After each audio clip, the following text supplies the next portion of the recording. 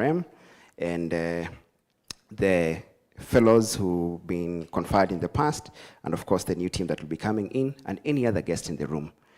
Feel at home, and we look forward to just having a very... Lillian Ngala.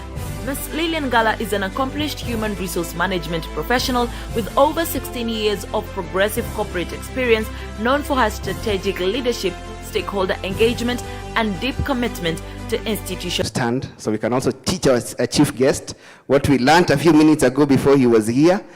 Then also, whether we know he's an A student, isn't it? All right. Just to remind our chief guest, we said there was Ba. What was Ba? Great. These are very good A students. Okay, then there was Badu. You do this. Very good. Then there was Badu Badu. You do this. And we said, in case you don't have a big stomach like mine, you can hold your neighbors. Yeah? All right. One more time. Ba. Badu. Badu Badu. All right. So our chief guest, we just want to see who's going to get it wrong, so they eat last. I said I'm a typical Kenyan pastor. I want you to do as I say, not as I do. So one more time. Ba. Very good students. Badu. Badu Badu. Eye contact with me is a must. So please, those who are doing like this, no? Eye contact with me. Let's do it. Ba. Okay. I already see the first candidate, Badu. Badu Badu. Ba. Badu. Badu Badu. Up to that point, I think we are doing well. One more time. Ba. Badu. Badu Badu. Badu Badu.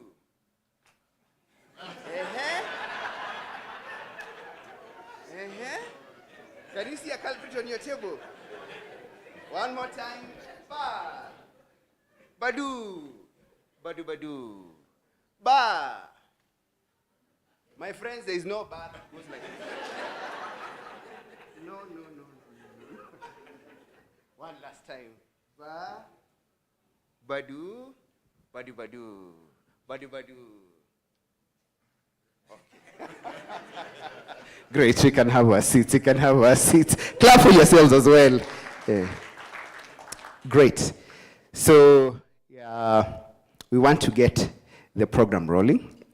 And like I said earlier, I know time is a bit spent. However, we promise to be very judicious, to be able to, within the time given, to see whether we can actually just run through the program and do everything that we ought to do without really rushing ourselves. And therefore, it's always important that the host is able to give us a welcome, probably to let us know why we are here. We have an idea, but it's just good to get the official welcome remarks. And for that, I'm going to welcome our ED, Sechatpi Qureshi Abdullahi. We can clap for her as she comes on stage. Please continue clapping as she comes. The major task for today will just be clapping. So keep clapping until she gets here. All right. Okay, great. Welcome, ED. 1, 2, 1, 2. Thank you, Tony. Our chief guest, our chief guest, for those of you who are following news, apart from him being the fellow of the Institute, he has a new title. So I want to make sure I get it right, and all of you have to listen keenly. Our chief guest, Mr. Eliud Owalo, fellow of the Institute of Human Resource Management, the Deputy Chief of Staff, Delivery, and Government Efficiency. Please, can we clap for him? His title was enhanced yesterday. Our national chairman, CHRP Philip Odero, council members in the room, the chair of the fellows, Mr. Lawrence Dombi, the senior fellows in the room, our invited guest, the new fellows who will be onboarded shortly. Good evening.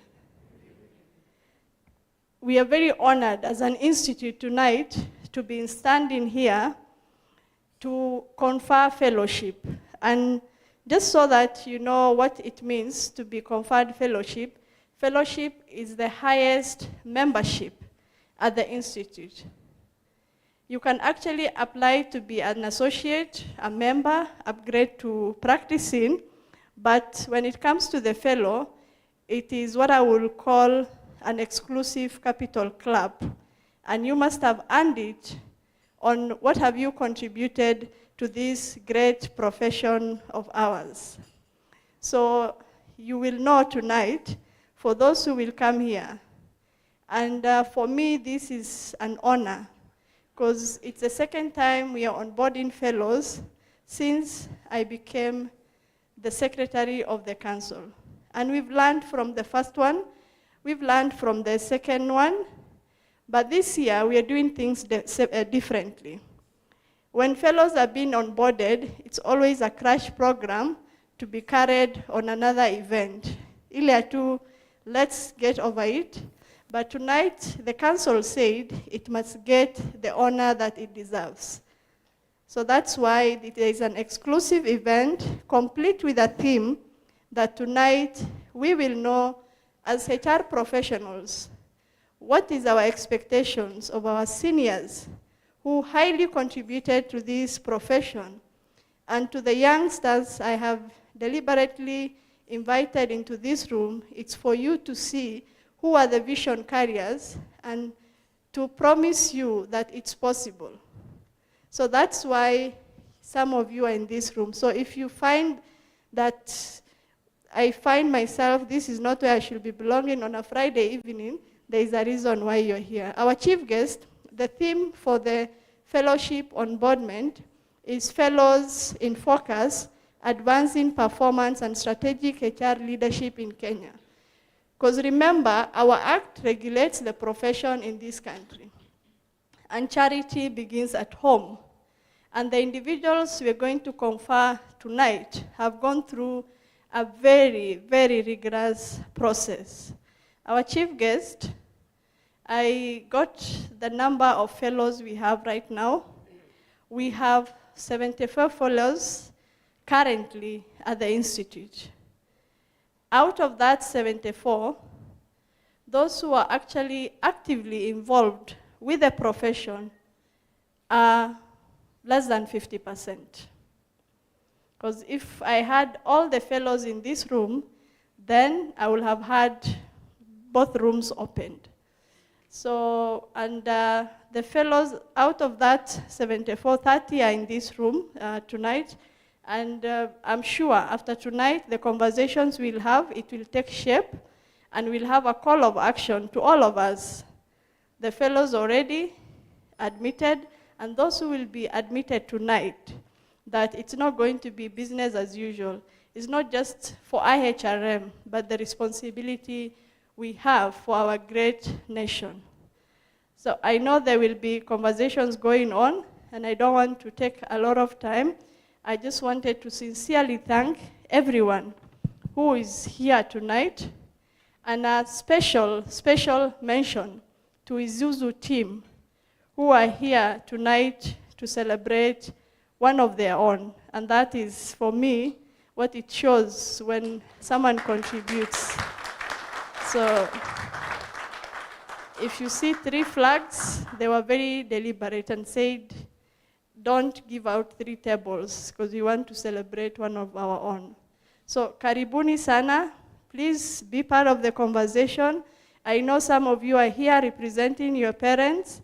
I have Mr. Malakwen's son who recently graduated. The dad could not be here and he sent him. Maybe if you can stand. There are so many friends of your father in this room.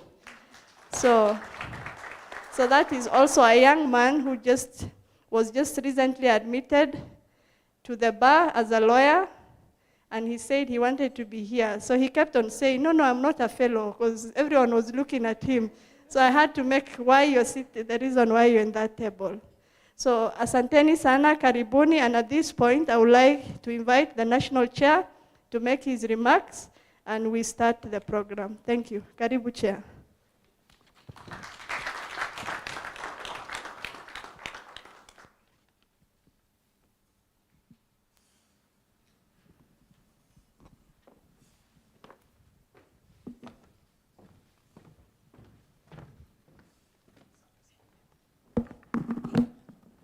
Thank you, Edie.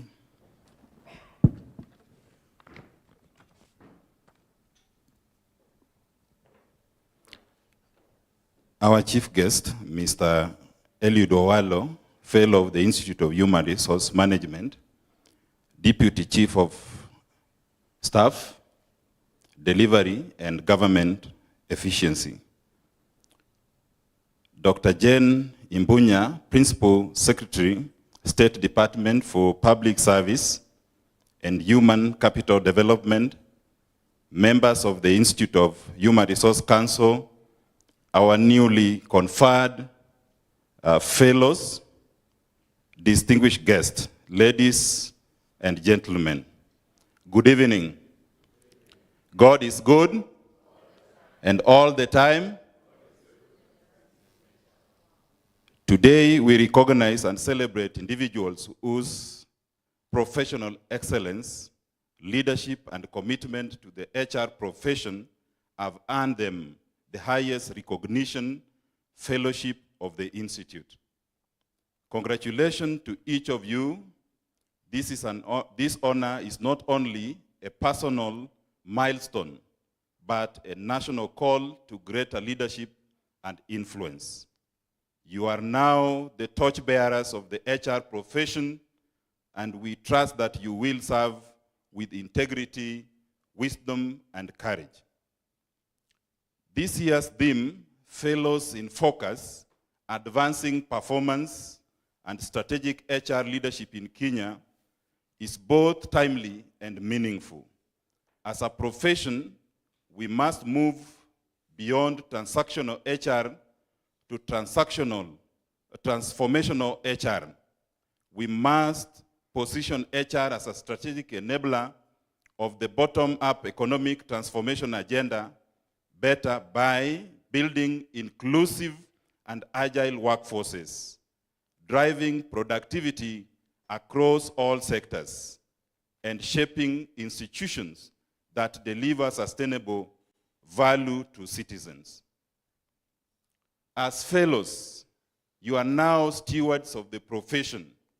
You are expected to provide strategic thought leadership within your institutions and national HR discourse. Mentor and grow the next generation of HR professionals. Promote ethical standards, evidence-based practice, and innovation in HR. Serve as a policy influencer and institutional advisor. Represent the Institute in national, regional, and global engagements. As a professional body, IHRM remains committed to partnering with the public and private sectors in enhancing service delivery, public sector transformation, and skills development. We are currently engaging with the government on the implementation of Human Resource Management Professionals Bill 2025, and we welcome multi-stakeholder dialogue in this journey. We look forward to deeper collaboration with the State Department for Public Service and other ministries in building capacity and delivering on better human capital goals. In conclusion, once again, I want to congratulate our newly, I know that will happen in the few minutes to come. We are proud of you and we believe in your ability to elevate the profession and make a national impact. To our guests and stakeholders, thank you for your continued support and commitment to human resource development in Kenya. Let us continue to champion strategic HR leadership for the transformation of our institutions and our nation. Asanteni sana and Mungu awabariki. Asante. God bless.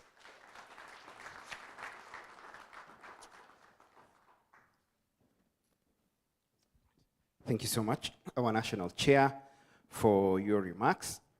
Definitely, I think we can all agree that I think the Chair and the ED have done an excellent job in stewarding what I think is the coming of age of the HR profession, isn't it? It's sort of like a golden age for the HR community. Personally, I stand here also proudly, also as an HR practitioner, and I can tell you for sure, from wherever we sit, especially as a younger generation, we are really proud. And just seeing people in the room like this, it's the first time actually I have ever heard of an onboarding dinner for fellows. So you can imagine what that means, and when this reverberates outside there, it's really good for the profession. And Chair, once again, the ED and the council, you guys are doing an excellent job in positioning the HR profession, and we celebrate both of you. So as they said, of course, we have a theme today, which is advancing performance and strategic HR leadership in Kenya. And just to expand that topic, we will be having a panel that will be discussing or dissecting and trying to break down what that would mean in the context of what we do, whether it's in the public or in the private sector. And we are glad and happy to have our moderator who will be running that session. Her name is Ms. Nimo Kanina. She's a professional speaker, an entrepreneur, and a storyteller. Let's appreciate her as she comes on stage. We can appreciate her better as she comes. She will be the one who will be running that segment. Before then, again, we roll over to the later part of the program. So, karibu sana. Thank you very much, Anthony, and good evening, everyone. It's a pleasure to welcome you to this important conversation on the strategic role of HR in this country in advancing performance and strategic HR leadership. Today, we're moving beyond the traditional view of HR as a support function, exploring how it is, in fact, an important driver of organizational strategy, of innovation, of resilience. This evening's theme is advancing performance in strategic HR leadership in Kenya, with a focus on HR's role in supporting the bottom-up economic transformation agenda. IHRM, as we all know, plays a critical role by enhancing practitioners' competencies and promoting transformative HR standards. Now, without further ado, let us bring to stage our distinguished panelists, senior HR leaders that have been at the forefront of advancing HR as a strategic agenda. Now, we will start with the lady in the group, ladies first. It is my distinct pleasure to introduce Lynn Cherop Mengich. EBS, member of the Chartered Institute of Arbitrators. She is a highly accomplished HR professional with over 25 years of cross-industry experience. Lynn is the immediate former chairperson of the SRC, the Salaries Remuneration Commission, where she led national compensation policy reforms. She previously held senior HR leadership and board roles, and still does, at organizations such as KCB, Unilever, Barclays, Shell, and SmithKline Beecham. Lynn is a fellow of the IHRM, and in fact, this evening, she told me she is number 42 of the 74, okay? And an alumna of ICESI Business School Spain and Strathmore Business School, bringing a blend of private sector and public sector experience. Her leadership at SRC and in corporate HR has centered on strategic compensation, performance management, and driving efficiency in human capital management. Please help me welcome Lynn to the stage. Karibu sana.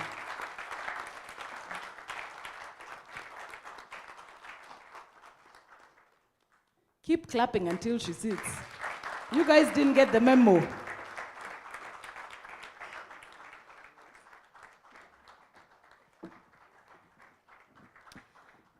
Our next panelist is Mr. Kenothia Wamwangi, also EBS, a veteran public sector administrator and management professional who has made significant contributions to public sector reform and institutional development. Mr. Wamwangi is honored, like I said, with the Elder of the Burning Spear for his public service. He has notably served as the chairman of the Kenya's Transition Authority, overseeing the successful devolution of government functions under the 2010 Constitution. He doesn't remember his member number, but he is certainly one of the first crop of fellows. He also received the IHRM Distinguished Service Award. In addition, Mr. Kenothia has been appointed chairperson of the Kenya Institute of Management Board of Fellows, reflecting his standing in the management profession. He holds a Master of Laws in Employment Relations and an MSc in Human Resource Management. He's at the Management University of Africa. He also holds numerous board roles. Karibu sana, Bwana Wamwangi. Please clap until he sits.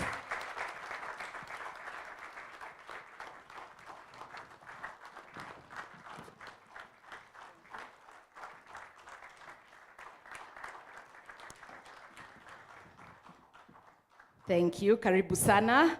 Our third panelist, no less distinguished. I was told you are number 43, is that correct? 41. Okay, thank you for the correction. It was number 42 who told me you were 43. Alban Mwenda, a seasoned human resource leader with 30 plus years of experience in senior HR roles across multiple industries. Alban is a partner at Great Lions Limited, exemplifies strategic HR leadership in the private sector through transformational HR initiatives, and has mentored many upcoming HR professionals. Karibu sana, Bwana Mwenda.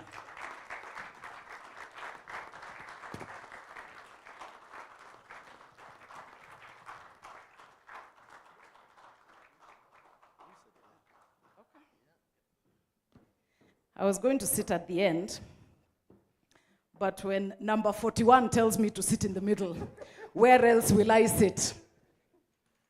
And because he has asked me to sit in the middle, I will start with him. The first question goes to you, Bwana Mwenda. How can HR leaders align people's strategy with the bottom-up economic transformation agenda to support inclusive growth and job creation at all levels? Thank you very much, Nimo, thank you. Thank you very much. I hope there's no more echo. Yeah, thank you very much, Nimo. Yes, 00041. Okay. I think let me just tackle that question and very briefly, because I noticed from the program that we only have 20 minutes on this. So I'll just make it very brief. These are things that we could talk around for the whole evening. But you'll excuse me, I put down a few notes around my thinking, just so that I can be a bit more constructive in my approach. Let me look at it from a micro point of view, and then look at it from a macro point of view. From a micro point of view, what is it internally that we need to do to align people's strategy? People's strategy always emanates from the overall business strategy. When I say it emanates from it, it doesn't mean that it should come out of it. It should be a part of the construction of the overall business strategy. That is very important. So we shouldn't sit down and wait for other people to create the strategy and then come in and say, okay, so what people implications does it have? We need to make sure that we put in the people implications first as the overall business strategy is being created. So internally, I think when you look at it from a beta perspective, I think the first thing is to look at the shape of your organization. What do I mean by the shape? How many people do you have? At what seniority levels are they?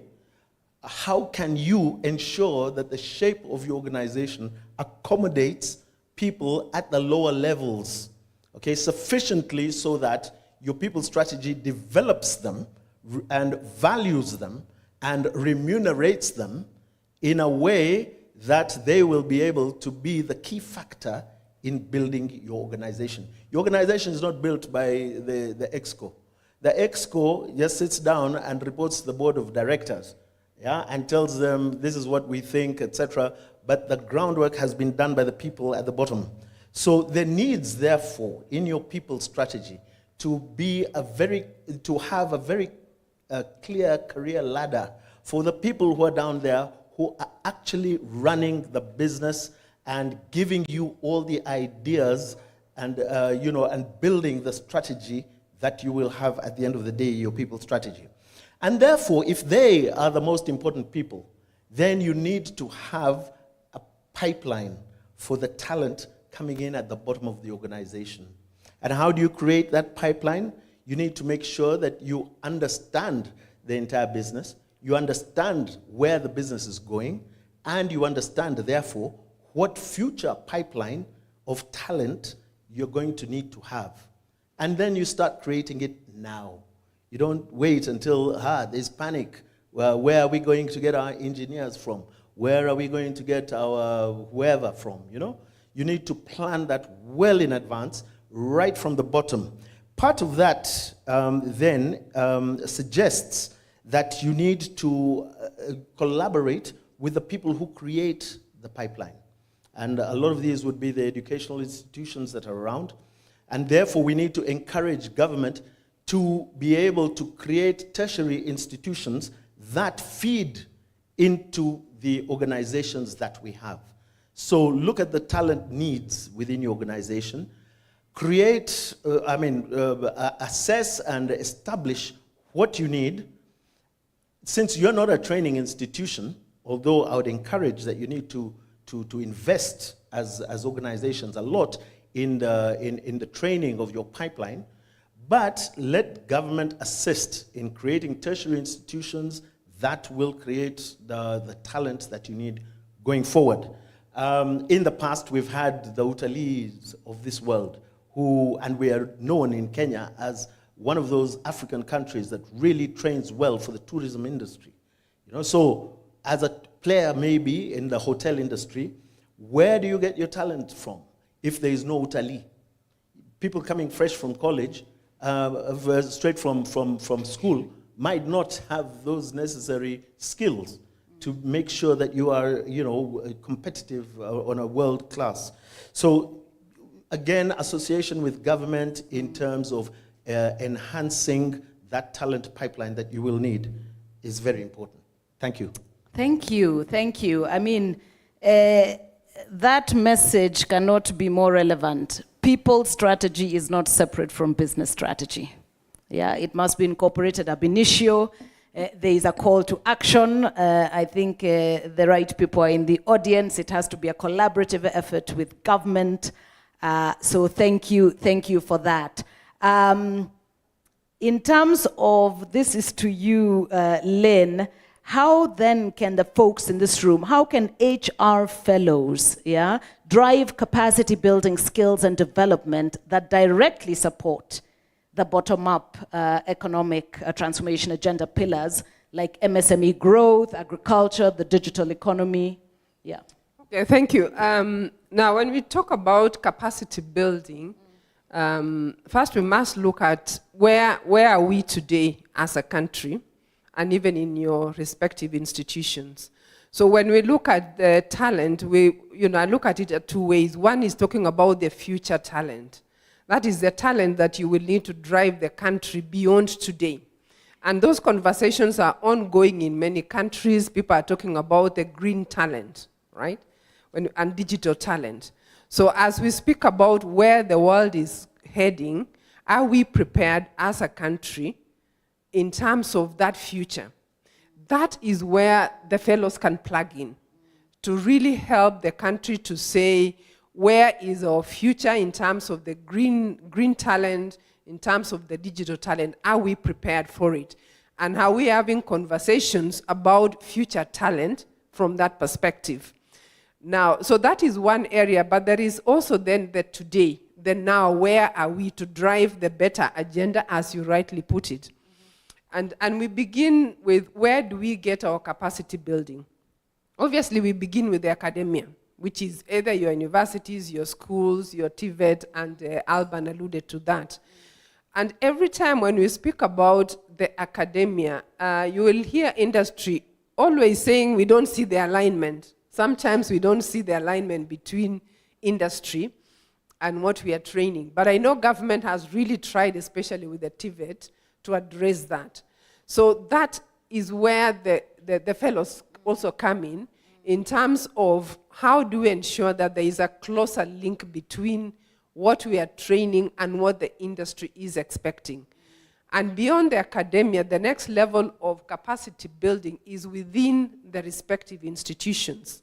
And within those institutions, again, fellows come in terms of being the mentors and the coach in their respective institutions. So building capacity within those institutions requires that institutions think strategically to ensure that they have competency frameworks and leadership frameworks that helps to ensure that training is not just done without a clear strategy in place. And I must say, having been in government, there used to be a competency framework that was developed by Deloitte years back, but it was never implemented. So if you look at today, do we have a competency framework that now links the better agenda delivery and the human capital development? It's actually not there. So I see, and it is good that Owalo is here being a fellow. It is one area that I would actually propose that government can see how you can make use of the fellows, because we have the capacity to help. It can even be pro bono. I don't think we'll even ask for money. But we must begin to engage. Are we building talent that is actually aligned to the better agenda? And we can't say yes if we don't have a competency framework to say we have gone through the process, we have identified the gaps, and ensure then that all the training, the development, is aligned to what is expected to drive the better agenda. I must say, I know the time is of constraint. If I look at today, the amount of money that government spends on training and development, it's huge. It's probably one of the biggest spenders in terms of money that is put into training and development.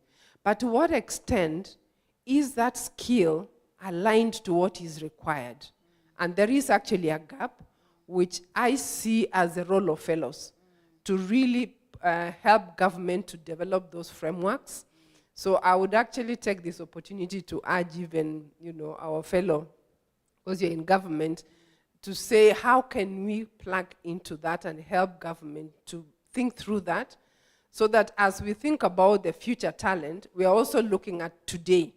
How is our talent aligned to delivering the better agenda? Thank you. Thank you. Thank you. And what you raise actually now then opens the conversation about, do we have the policy frameworks? Yeah. So, Bwana Wamwangi, what policy and government reforms are needed in the HR space to deliver effectively on the better goals, such as decentralization and equitable service delivery? We've certainly heard that there's a role for fellows to play, and it's a critical one, but approach it from the policy and governance perspective.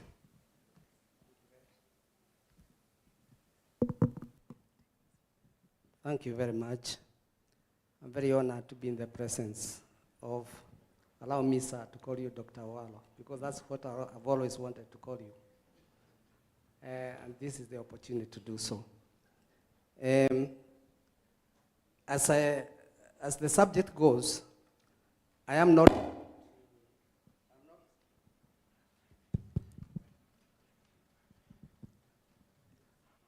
Do I wait?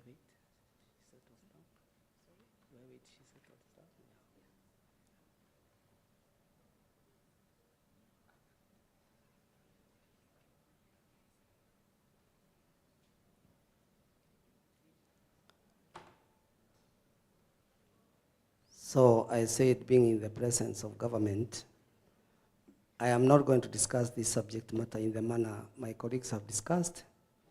I want to give benchmarks that can form an approach, both by the Institute and the national government, because I believe in an integrated approach to that question.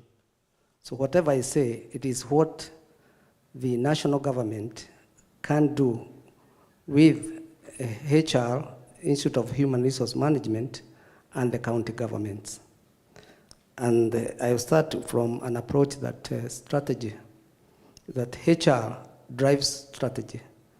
And that's where I dovetail with Mengich, that HR drives strategy. So whatever you try to do in government and the counties involve the fellows, because we are the custodians of this knowledge. So having said that, I said I'll give frameworks. So the first thing we need was public sector decentralization and reform. And this more goes to transfer of functions. And majorly, I would say this has been done, and I'm a witness because I'm the one who did it. And I can give you the Gazette notice that did it. And it has continued to be done. Even what I have not done has been done. So the other one is transferring of staffing authority to counties, and that has been done. That is because the responsibility of running this government, the government is the county governments and the national government. That's how I used to refer to them. And I'm saying there have been this, or even that staffing has been achieved because we have county public service boards. So what we need is now is to enable the implementation of those functions and to enable the county public service boards to carry out that. The second one is equity-based workforce deployment policy. And that one, we at the Transition Authority came in when we were considering specialized professions, like doctors, like engineers. And there was a lot of complaint that some counties may have excess professionals, and yet some marginalized counties didn't have any. And we were talking about centralizing those services, where you can have specialists placed in one position but serving more than one county. So that's a matter I would like to be considered in this space. Then like Mwenda, I had also put my notes together. And then the other thing is national HR capacity building framework. As I had said, the Transition Authority drafted this capacity building framework. It was given to the Ministry of Devolution, Anne Waiguru, and I'm sure it is somewhere. So this, I don't know whether it was implemented, but we need to have a national capacity building framework involving both the county employees and the national government employees, whereby we also harmonize. We also try to harmonize terms and conditions, so that if you're in a county and you're called a CEC, you know what rank, are you in a V or C?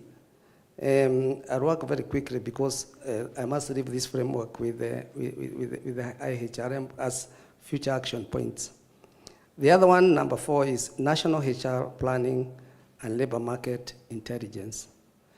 Because we must forecast workforce needs, identify skills needs, and demographic trends. So that's an area that is very wide, and it can be looked into. You asked me for framework, for policies, so allow me very quickly to go through them. My hands don't act as fast as yours.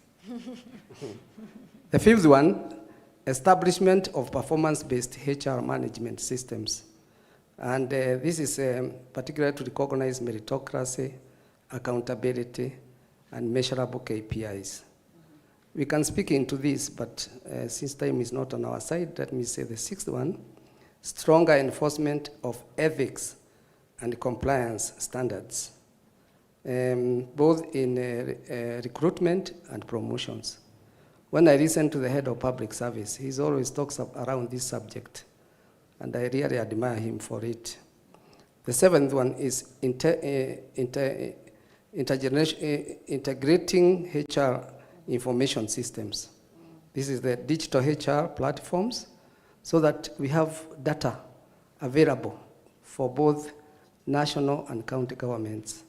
And basically, those things that I'm talking about refer to the government, not the private sector.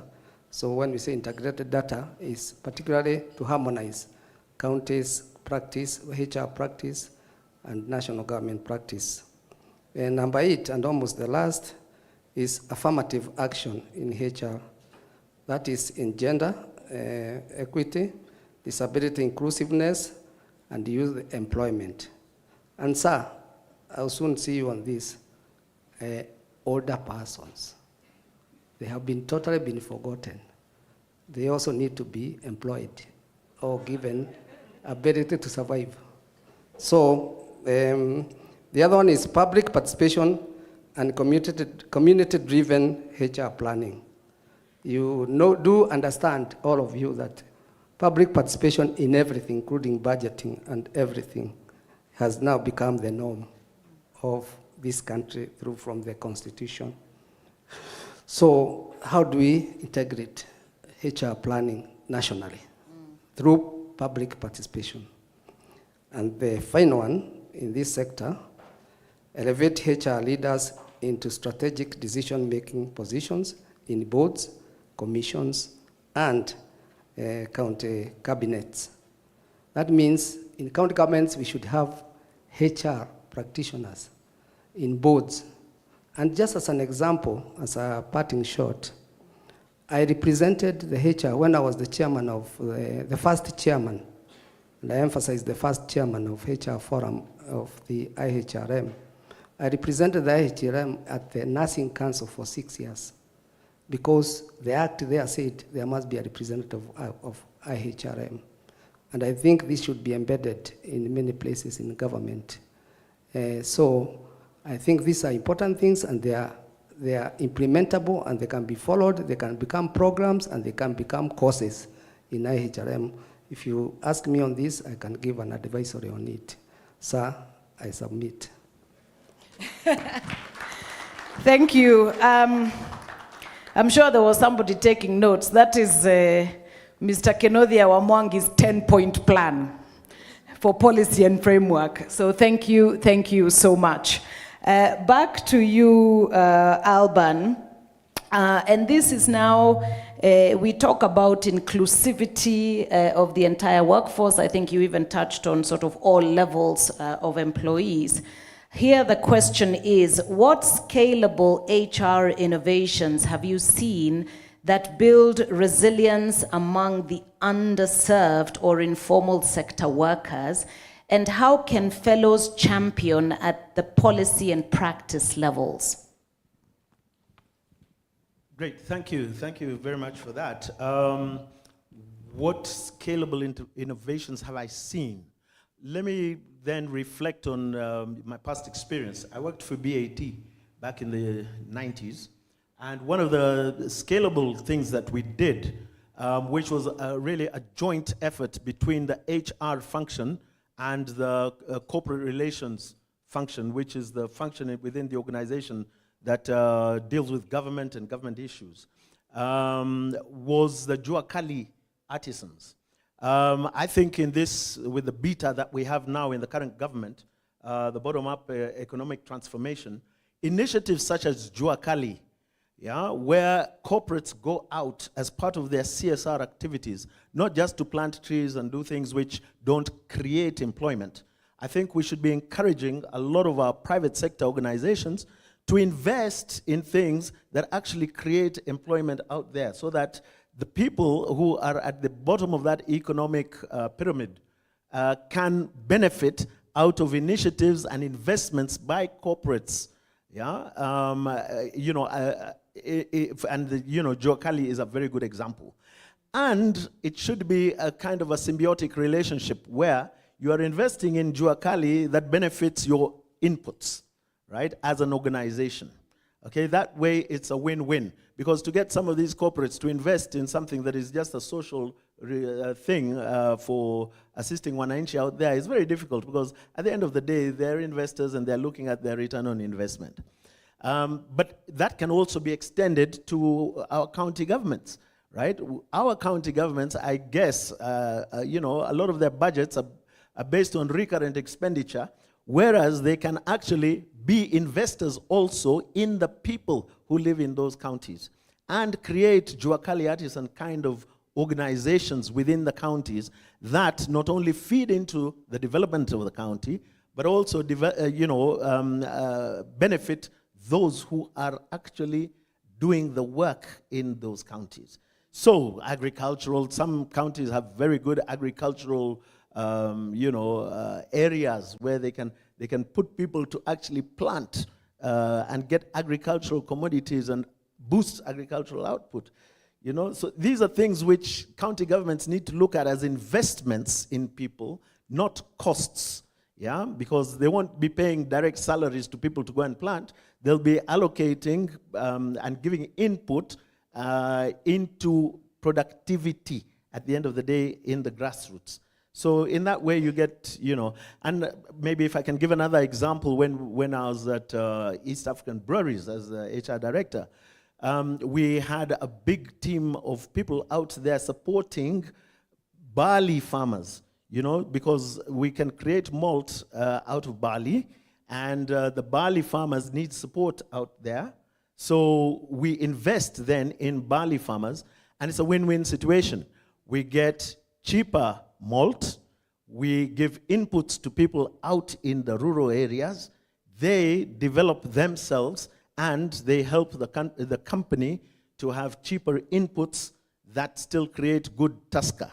And for those of you who drink Tusker, you'll know that, yeah, the malt that comes out of barley is excellent, our local malt. So developing local inputs, again, is very, very, very important. And so those are just two examples borrowing from my past experience. Thank you. Yeah, it's. I hope the lesson there was not don't plant trees.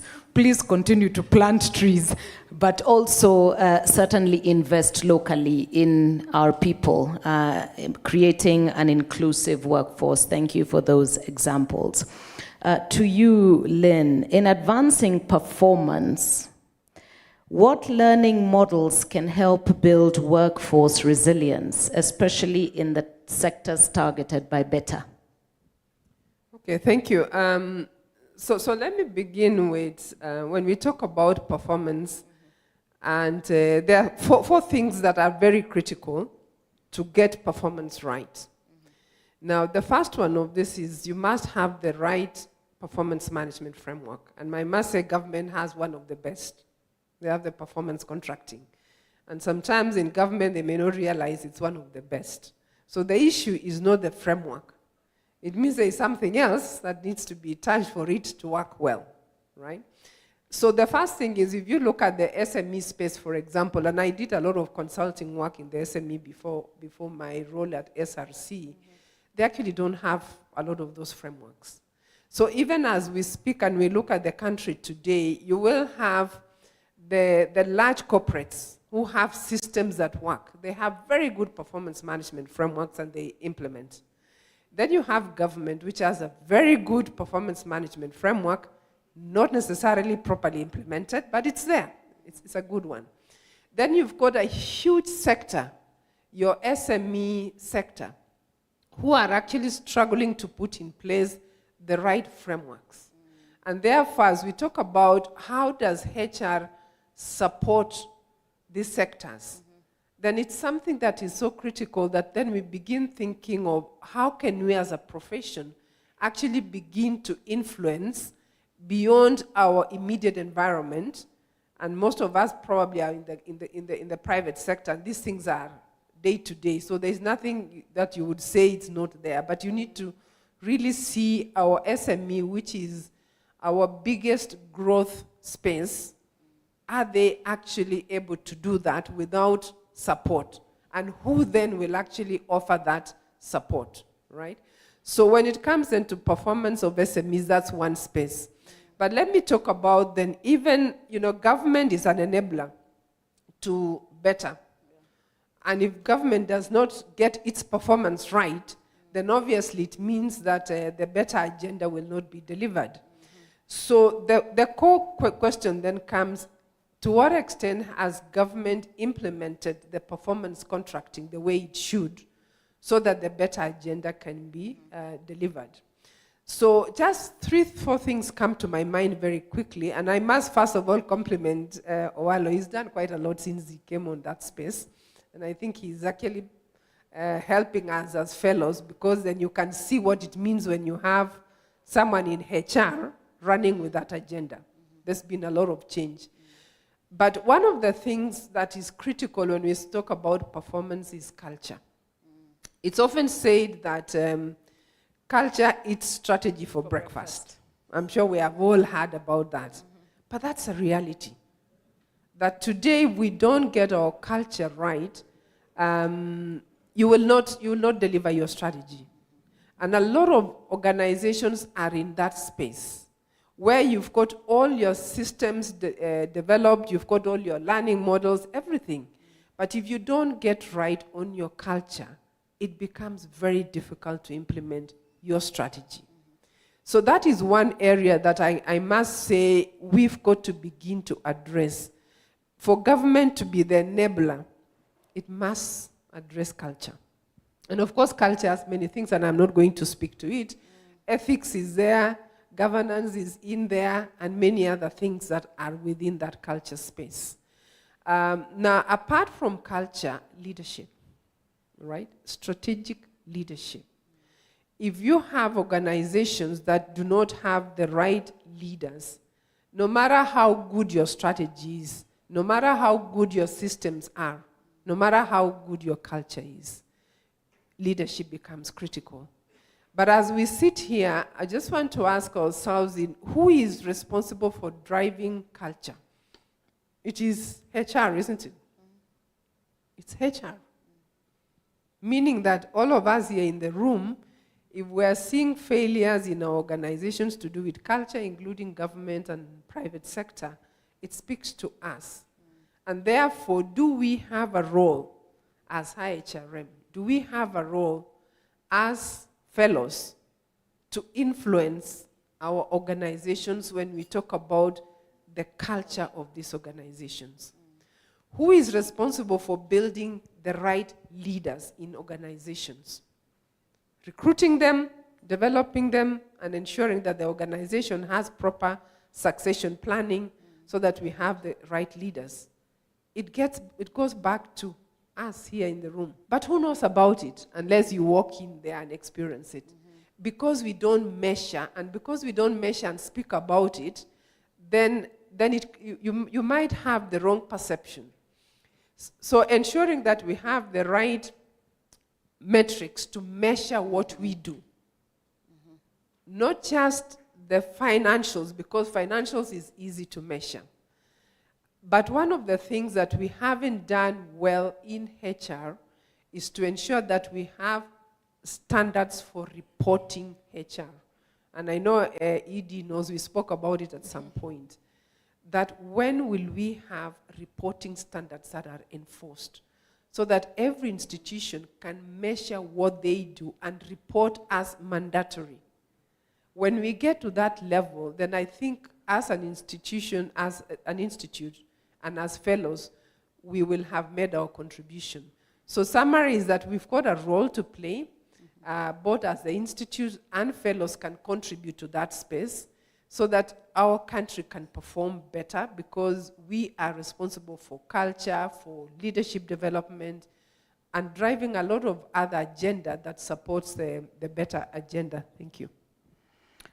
No question, HR's critical role. And you talked about metrics, which leads me to the question of accountability.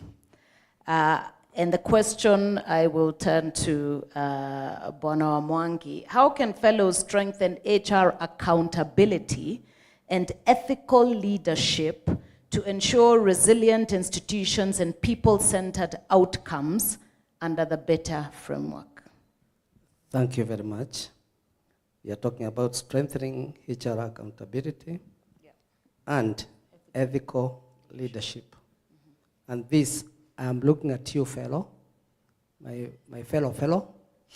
I'm addressing you as I address the government, because it's your responsibility in your organization and as a senior fellow to do it. You remember my benchmarks.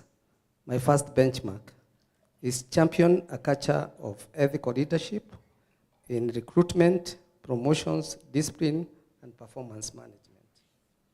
That's the first benchmark. Number 2, institutionalize HR governance and compliance frameworks. That is, we must have HR policies, governance charters, and codes of practice, and compliance checklists. The third one, promote HR audits and accountability tools.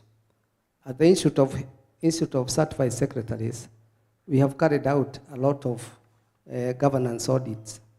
And I don't know, I think we have also started doing HR audits, but they should be institutionalized so that they are compulsory.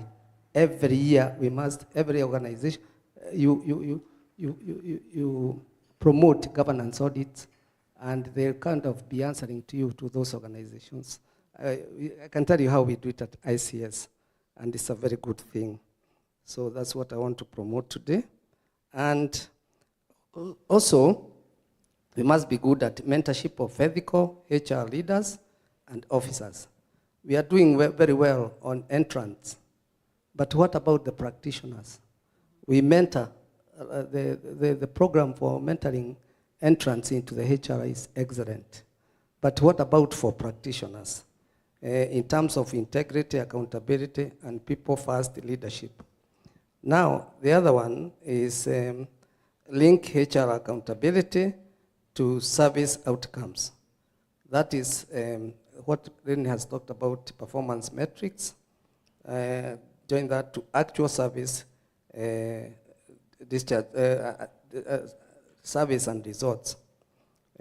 Almost for the final one, faster learning, reflection, and ethical debate. I think this is what I was taught in school, at the university, about learning organizations. So how many of us have turned our organization into learning organizations? So you do a lot of research, you participate in forums, and also in the institute, how much and how often do you participate in fellow dialogues? And the seventh one, and the final one, advocate for a national HR integrity charter. This one I like it best because it involves the dignitaries who are before us. It should be led at that level, and that integrity charter should be should apply to public service, private sector, and non-profit sectors. So that's an agenda, and I'm sure the HR has heard me, the government has heard me, and therefore also you are ready to follow on this.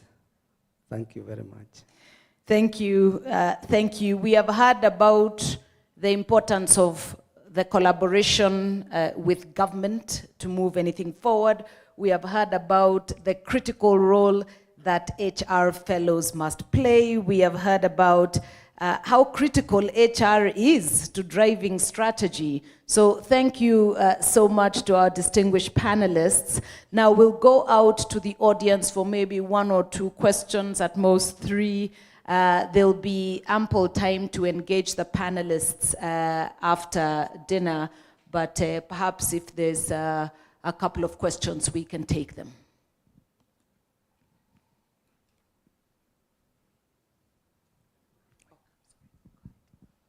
Have I seen a hand anywhere? Okay, there's one here. Any other hand? Okay, let's start here. You can introduce yourself and ask your question. Thank you very much. My name is Tom Odede. I'm here representing the Office of the Attorney General.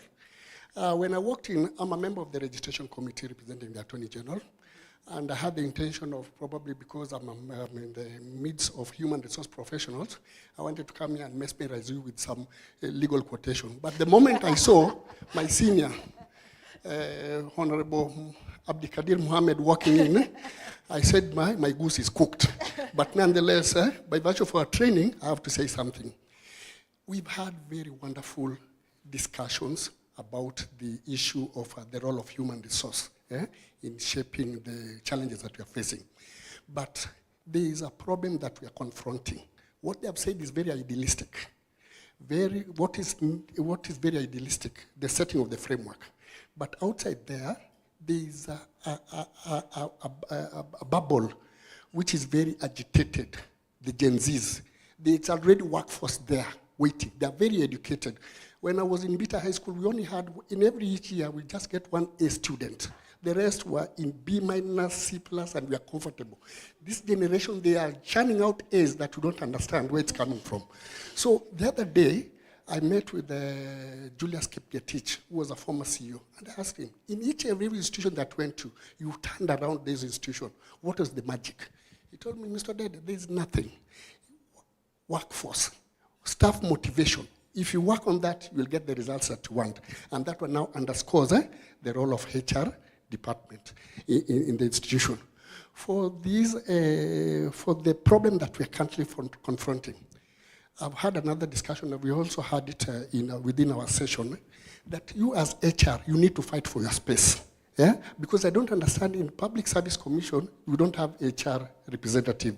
Salary and Remuneration Commission, it's only the Attorney General who, when he enacted a board, amended the act, made a provision for human resource management to be part of the advisory board. So we are leading from the front. So, but now, the challenge to you, and particularly for the fellows, because you are the paragon, you are the face of the institution, don't go to the government with a ball in arm asking for resources.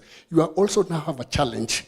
Go with a master plan of how can you address the issue of the Gen Z, which is quite a problem right now. Go with them to a master plan. How can they be incorporated into the society? I know, like for instance, the predecessor to the current World Bank director was a medical practitioner. So you were wondering, a medical practitioner being the head of World Bank? So we need to emphasize to them about diversification. Yeah? So you have a challenge here. Go there with a master plan also, telling the government, because the problem of the Gen Zs is not the problem of the government alone, it's a societal problem. So you human resource practitioners, and particularly the fellows, I challenge you, come up with a master plan, like a Marshall Plan for the society at large. And those are my comments. It's not a question. Thank you very much. Thank you. Thank you. That is an important charge, and I'm sure all have heard it. Thank you. Thank you very much, Bwana Odede. Right, we didn't know HR had such passionate friends, eh? Okay. If I may just, respond to that. I know it's not a question, but I think it's a very, very pregnant point. I think from the basics, it is very important to understand the aspirations of people, okay? And if they do not have aspirations, then it's important to create aspiration within our youth.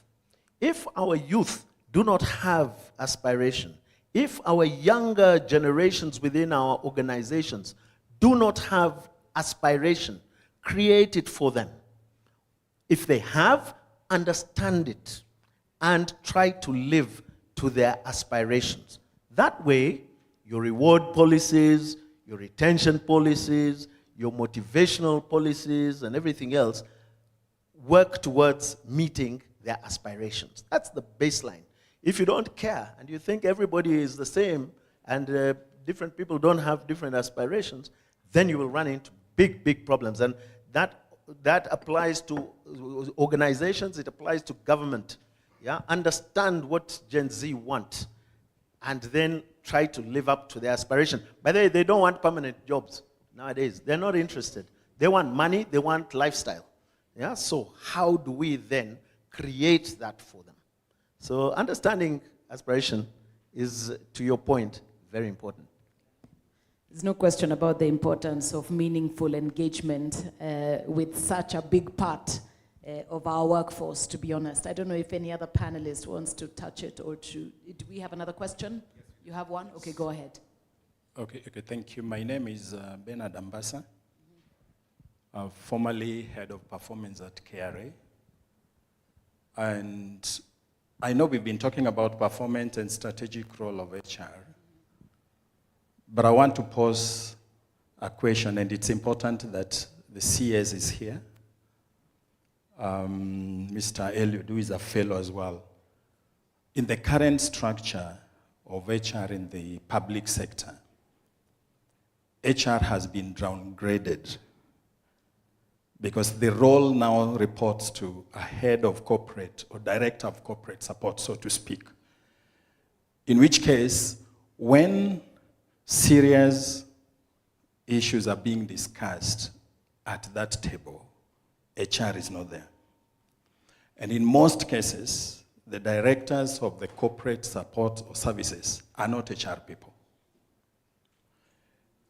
We know the positioning of HR and the influence it has and how that can influence things in the public sector. And I think this is something that either as fellows or as HR practitioners, we need to revisit. Because this changed a few years ago. I think people like Dr. Komora know that. Yes. So even as much as we are talking about the influence of HR in the public sector and how we can play our strategic role, the positioning of that HR role is very important. Otherwise, we will not be at the decision table. Thank you. Lynn, do you want to comment? I want to agree absolutely to what you have said. It's only a few state-owned enterprises that HR reports directly to the MD. It's only actually just the big ones, maybe KPA, KenGen, and a few others. Oh, they have all changed. So I think my comments are two. One is it will actually require probably some lobbying to change it. I don't know whether it will change, but I know that is how Public Service Commission prefer to have a HR reporting. Same to IT, everybody reports to the corporate services. It's probably not the best structure. But my other comment is beyond that structure. Who actually heads HR in government? Do they have the competencies to run HR at the strategic level?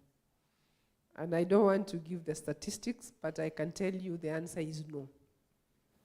So let's, reporting line aside, when we look at where HR is placed today, part of it speaks to who you are recruiting in HR and what job description you are giving that HR practitioner. And I can tell you, and Komora is here, he knows, because we used to do job evaluation for the entire government, a lot of HR jobs are described as administrative operational jobs. Who is describing that job? The description is coming from people who don't understand HR. Problem which I think HR needs to stand up and say no. Ahead of HR, this is the standard job description. So that then we help government to recruit the right people. So that when we now demand, can HR report to the MD, you're talking about someone, first of all, who has the competencies to do what is required.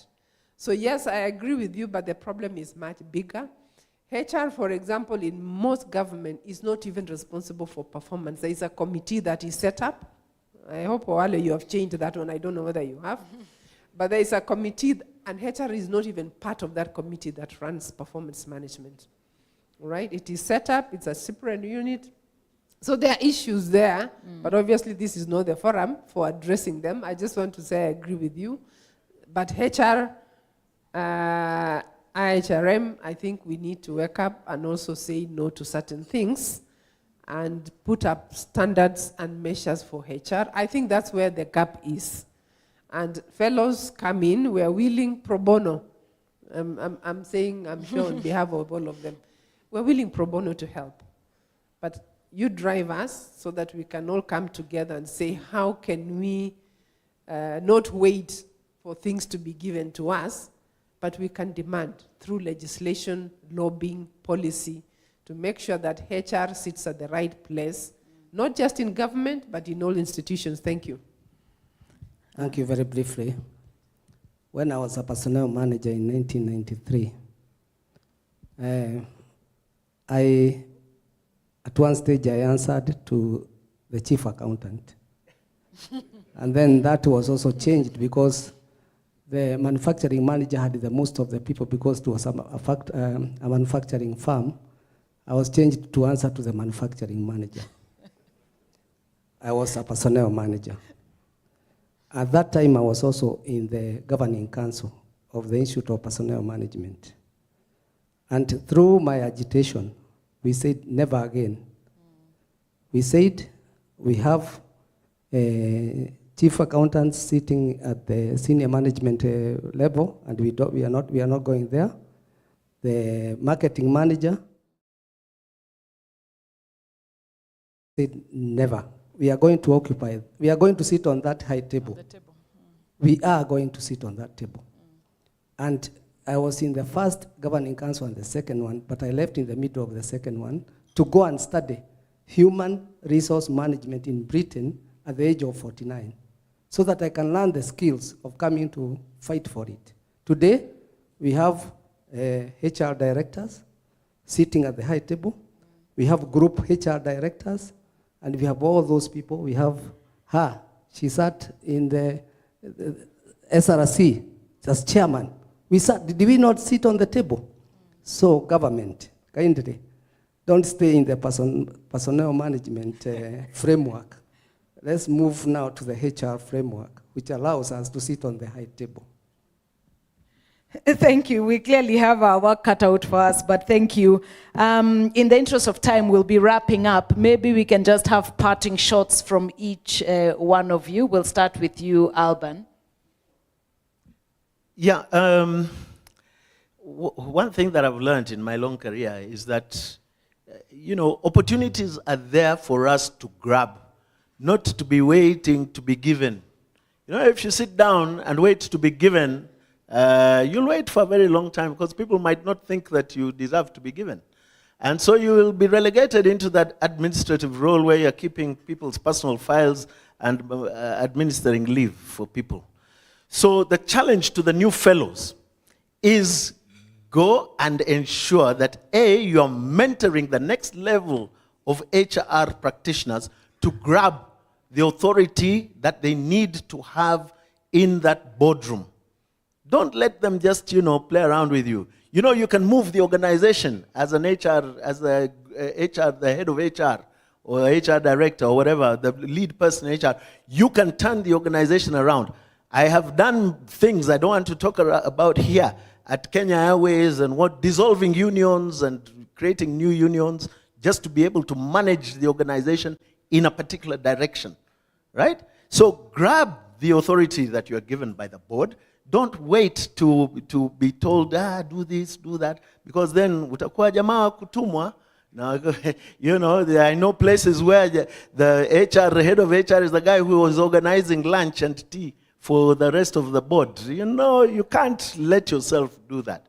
So grab it. That's the challenge to the new fellows. Make sure that your next level and your colleagues in HR grab the opportunity, and then you shall be on that table. Thank you. Thank you. Grab it. Go ahead, Lynn. Mine is to do with the role of HR in the future. There is a present, but there is a future. As a country, many countries today are speaking about, and I said earlier, about future talent. Last year, I attended an OECD productivity forum in Chile, and most of the countries there were all talking about digital space. We are all talking about green energy and all these things. But the big question was, are countries prepared for that space? Not theoretically, but are countries prepared for that space? And most of the countries actually said they are not, right? And so when we come back home, who will own that conversation? I think it is HR that owns that conversation. And therefore, my charge to all of us, IHRM fellows, all of us, is can we take this space and lead the country to really speak about this? That, by the way, includes the issue about the Gen Zs, because it's got a lot of things in there. Mm-hmm. That Gen Z problem is not a Kenya problem, it is worldwide, right? Lack of trust in governments is becoming a big issue. And I was also in another World Bank forum in the US. And that trust in governments is going down globally. It's not a Kenya problem. But these are HR problems. They are HR challenges. So I think my parting shot is, can we take up this role and not wait to be told, come and help us? How can we actually help the country to begin thinking about these problems that other countries are working through them, and probably now through government, through OWALO, through the PS in human development, so that they can also say this is the contribution of the HR professionals, the fellows. This is what we are thinking. I think he called it a roadmap or something. You said we need to have something. So that would be my parting shot. Let's actually leave this room with that commitment to think about the future and help the country to begin developing frameworks to manage the talent going forward. Thank you. Taking ownership and driving the agenda. Thank you so much. Thank you. I have just a small concern about HR practice in government.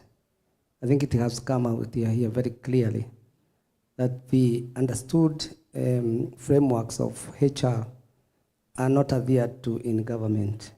And particularly, the profession of HR is not recognized in its real sense. So I'm not challenging, I'm requesting and even begging. Devolution was the biggest experiment of this country. And one of the areas we dealt with was the transfer of functions, and particularly the HR function. I think my first request is that the integration of HR practice between the national government and county governments should be harmonized and integrated. Secondly, the government should embrace the broad framework of HR practice. And the government can only do so in consultation with its own fellow HR, IHRM. That's why we have an act of parliament that governs us. We are part of you. So use us. I'm not talking about pro bono. It's a big experiment. And at my age, I cannot afford to give pro bono. But use whoever you want to use here, but work with our institute to bring the new frameworks of HR and practices, and particularly the things I've told you here. They will be very important. Thank you very much. Thank you to a powerful panel. Please, let's give them another round of applause. Asanteni sana. Asanteni sana. We can now leave the stage, but thank you. Please clap for them as they walk off stage. Go ahead. Thank you. Very important conversation. Karibu sana, Bwana MC. 1, 2. Right, thank you so much, Nimo, for that. Why don't you help me to appreciate the panel once more for what I think is a very, very powerful discussion. I think you guys actually came thoroughly prepared. Did you see that? Thoroughly prepared for us. You've unpacked the discussion with a lot of clarity, a lot of depth. I was actually there just busy taking notes and wondering how I'm going to apply it back at my workplace, because like I said earlier, I'm also an HR professional. I'm an HR business partner at a local technology firm. So I was just taking notes, especially I think from Mr. Alban. You spoke a lot to me, and I was listening to that and taking notes. So thank you so much. Thank you, Mr. Kinothi Mwangi, Mr. Alban, and Lynn for such a powerful conversation. And Nimo, as always, for driving that conversation very powerfully. I think already we can say you're at the league of our, what we've always called our in-house moderator of choice, who is already there. We can appreciate her as you wave to us. Yeah, I can see the team is growing. So thank you so much. Great. Great. I think we're also lucky that I think our PS was able to find some time and come in. I think she came in when the conversation was just ongoing, so we're not able to acknowledge her. So help me to appreciate Dr. Jane Kere Imbunya, who is the PS, State Department for Public Service and Human Capital Development. We can appreciate her. Thank you. We definitely understand you must have been busy, but thank you for making the time. And I think as the program flows, we'll be getting to hear from you. We're also happy to have, apart from the Attorney General sending a representative, we are happy to have one Ahmed Nasir Abdikadir, who is a senior counsel amongst us, coming to be a friend of the profession. Why don't we also appreciate him? Yes, I think we know you as a former MP, but also a lot because of a lot of the things that you did just around the Constitution, and I think you are the chair of the Constitution Implementation Oversight Committee, as well as the chair of the Departmental Committee for Justice and Legal Affairs, and I think a lot of your work seems to revolve around legal, around governance and compliance. I see also at some point you're also the head of Constitution and Legislative Affairs in Africa, also as an advisor to the President. And maybe I can get someone to pass him the mic, or I can welcome you on stage to just probably share some insights, or maybe make a comment, a minute or two, because you're already here. We can take advantage of your presence, so you can speak to us and maybe share an insight, especially around our theme today, which is advancing performance and strategic HR leadership in Kenya. I think you've heard a lot from seasoned HR professionals, but I think also in HR, there's also a big element of legal, the compliance side of HR, governance as well. So I don't know, from the conversation that was going on here, what insights would you give us that would really help us again to just drive this performance agenda, this HR leadership agenda that you're talking about? Karibu sana. Asante sana. Thank you very much, and it's an honor to speak to the institute, the institution, and the members on this occasion. I was invited by one of the hopefully newly inducted fellows who insisted I must come, and I'm very happy that this is my first attendance of this nature of a function for this institution. Now, I had the honor to listen to the very qualified panel, and as the gentleman said, they were very well prepared.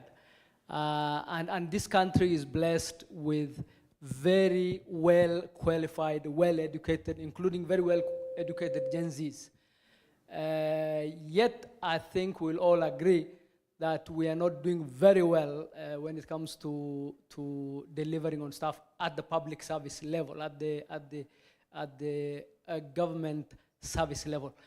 The largest chunk of our costs now probably is payment to the debt. But the second largest is definitely payment for emoluments and salaries. So the HR costs, essentially. Government has almost 1 million members of staff. The HR complement for the government is almost 1 million. It's the largest employer. And also the largest chunk of the budget cost after probably the payment on the debt now. Close to 1 trillion shillings in terms of payment to that. And I think that somebody probably referred to it, but that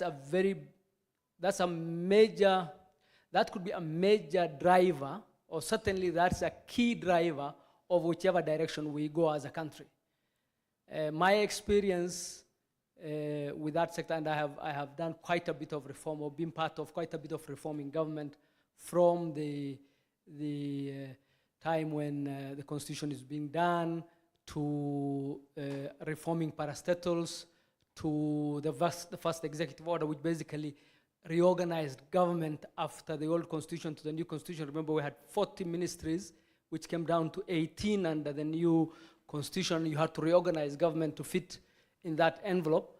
To forming these organizations that these good people led, the transitional authority was an authority that was done after the new constitution to transit the functions that were devolved to the devolved governments. The Salaries and Remuneration Authority was meant to curb the propensity of our members of parliament to set their own salaries and give themselves a lot of perks, and therefore bring some sense to salaries and cost of government. But you'll agree with me that we have not really delivered as much as Kenyans hoped for. And to a large extent, I would say that it's a HR issue. We haven't really delivered for the people of Kenya. And probably one of the areas where the country does not benefit from its best qualified and best people is at the political class. So one of the tricks, somebody asked, how come HR professionals are not well represented, or you don't have many more acts saying, like the nursing legislation, that HR professionals do? The trick is something the lawyers discovered very many years ago, which is that if you have lawyers in parliament, you get lawyers represented in different acts, or the requirements for lawyers in different acts. So the first suggestions I would make to you is get yourself active in politics. I mean, you need to be hard so that the best way to come to the table, the best way to come to the table is send many of you to parliament. I can assure you, if you are the chair of a committee and a legislation is being done, I'm being very honest with you, I was the chair of several committees. If there was something that required lawyers to be assisted, nobody had to ask me. But I certainly will not remember the human resource professionals. So it's just a natural thing. So that's the first thing, to do that. But on a more serious note on that matter, because we have 1 million people working for government and government is not doing very well, you need this profession to help government work better. The complement, and we did a study when I was at State House, that complement is heavy at the bottom. The most hardworking people in government are permanent secretaries. They work for long hours, and the Constitution was hoping that civil servants would go to be permanent secretaries. Of course, nothing stopped other professionals from coming in, but the spirit of the Constitution was that that would be the highest level for public servants.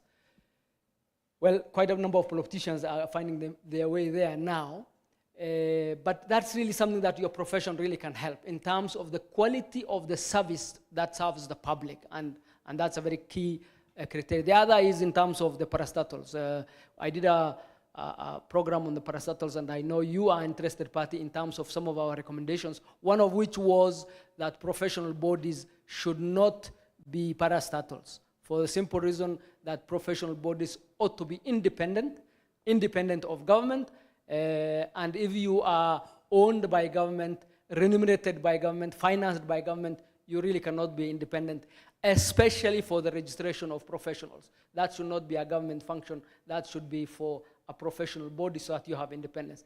By and large, I congratulate you to the new members. I congratulate you for the good work that the institution is doing. I challenge you that this country has very good people. It has wonderful professions, but those professionals sit back when it comes to the most important role for leading this country, which is when we go to elections and the political space. Now, the Gen Zs have shown the way. I think it's time for the professionals to wake up and take their role instead of complaining when the elections are won by thugs and other kinds of undesirable people. Thank you very much, and all the best. All right, thank you so much. Thank you so much, Abdikadir. Let's appreciate him one more time. Thank you for allowing us to ambush you and for the wise insights. He has said we have to get a seat at the table, we must fight for it. I was looking at the faces around here, and I could see many of us can fit on campaign posters, isn't it? Just look at that person seated next to you. You know, hiyo ni sura ya campaign, isn't it? Yes. So I think after this, in those tables, we discuss who is going to nominate themselves so that we can support them for this. Great. So we are done with the first part of the program, and now we want to move to a different segment, which is basically, I know at this point some people probably are a bit hungry, didn't get something to bite, so we'll get a break just to do that. So and how we are going to do it is we are going to serve soup first, then the meal after, and soup will be served on our tables as we are seated. Of course, they'll pass some towels around where we can clean our hands, then we are going to have the soup, and then thereafter I will guide us on how we are going to serve the meal. Of course, we are going to start with our distinguished guests here, led by our chief guest, and then of course, everybody else will follow. So I want to invite the Serena team to definitely just move around now and help our guests to soup and to the meal. Then thereafter, I'm going to guide. So for that, I think we have roughly around 10 to 20 minutes where we hope to see how to manage that time between the soup and eating so we can continue and hopefully still finish on time. Remember, we still have our chief guest, and also we have our keynote address coming from Dr. Jane still to happen. Thereafter, now we are going to be celebrating our new fellows who are going to be conferred today. Thank you.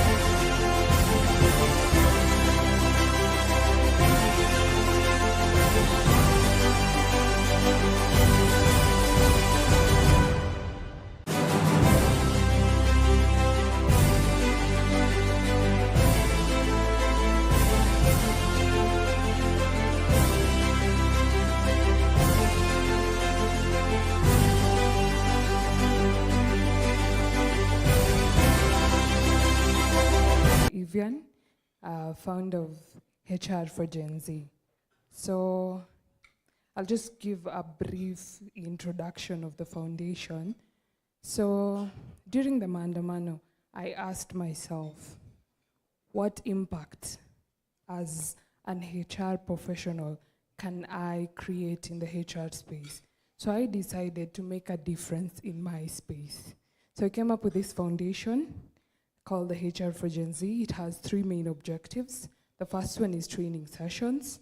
Second one is mentorship programs. And the third one is now creating opportunities. All of us are complaining, oh, Gen Z this, Gen Z that. Oh, we don't like work and all that. But who is actually using that power, transforming it into something that can build our organizations? So I decided in my space, I'm going to make that difference. So I want your support. I'm here basically because of the support of some of you here, and I'm really proud and honored, Madam Edie, to be here. And I want us, as the HR people, to actually make a difference. I want us to stand in the gap. I want us to use this power and actually build organizations that would work for us. So I'm asking you to hold my hand and to hold the Gen Z's hand as we move together. Thank you. Thank you. Let's appreciate her better. I think the message is loud and clear. Thank you, Monica, for just being bold enough to be able to share that. And definitely, I know there's a lot of support, not just for you, but for Gen Z as a whole going forward. Yes.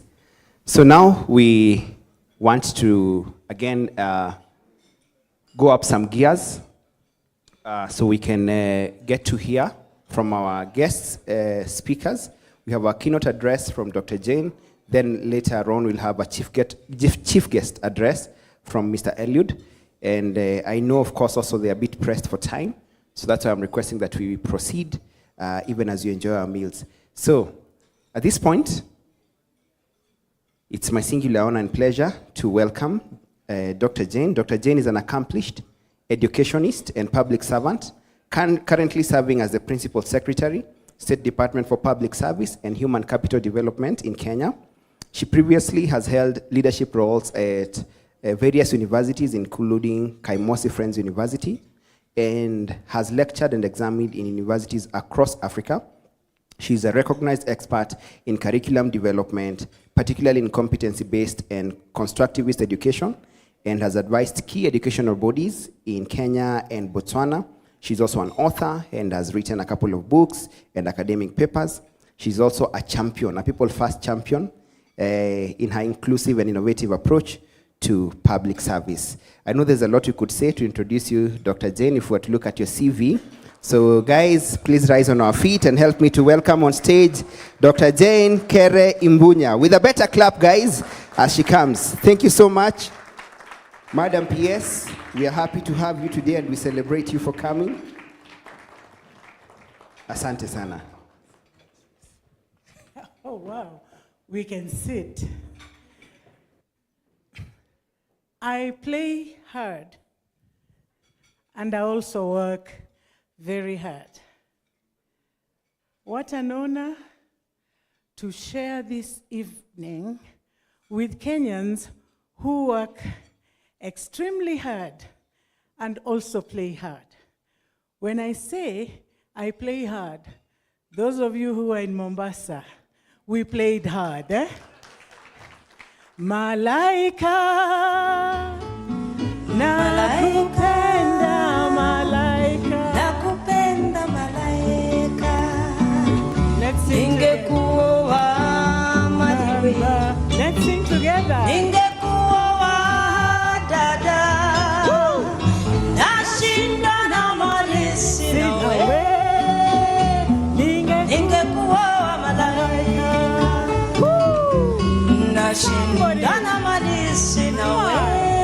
Fellows, can you sing?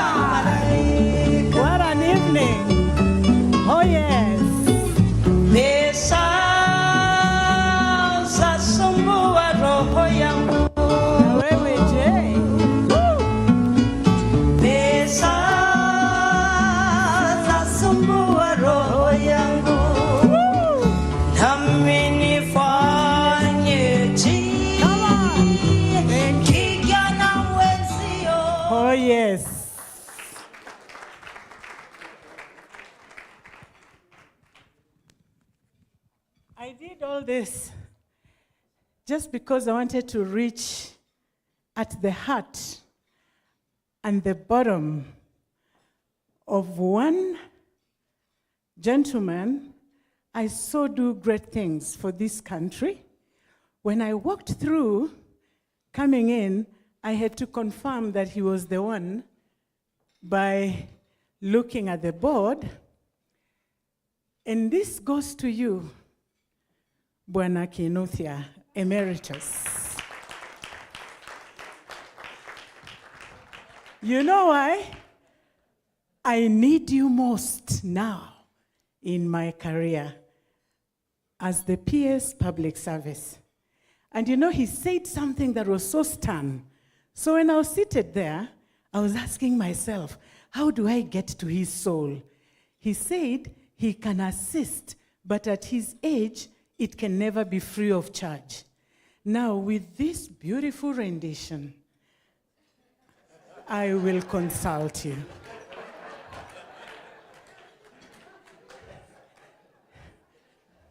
He has nodded and said, yes. So for me, 11th floor, oh yes. Emeritus, I need you there. There's so much that we can do together to achieve, because my aim and my goal is to make a difference in public service.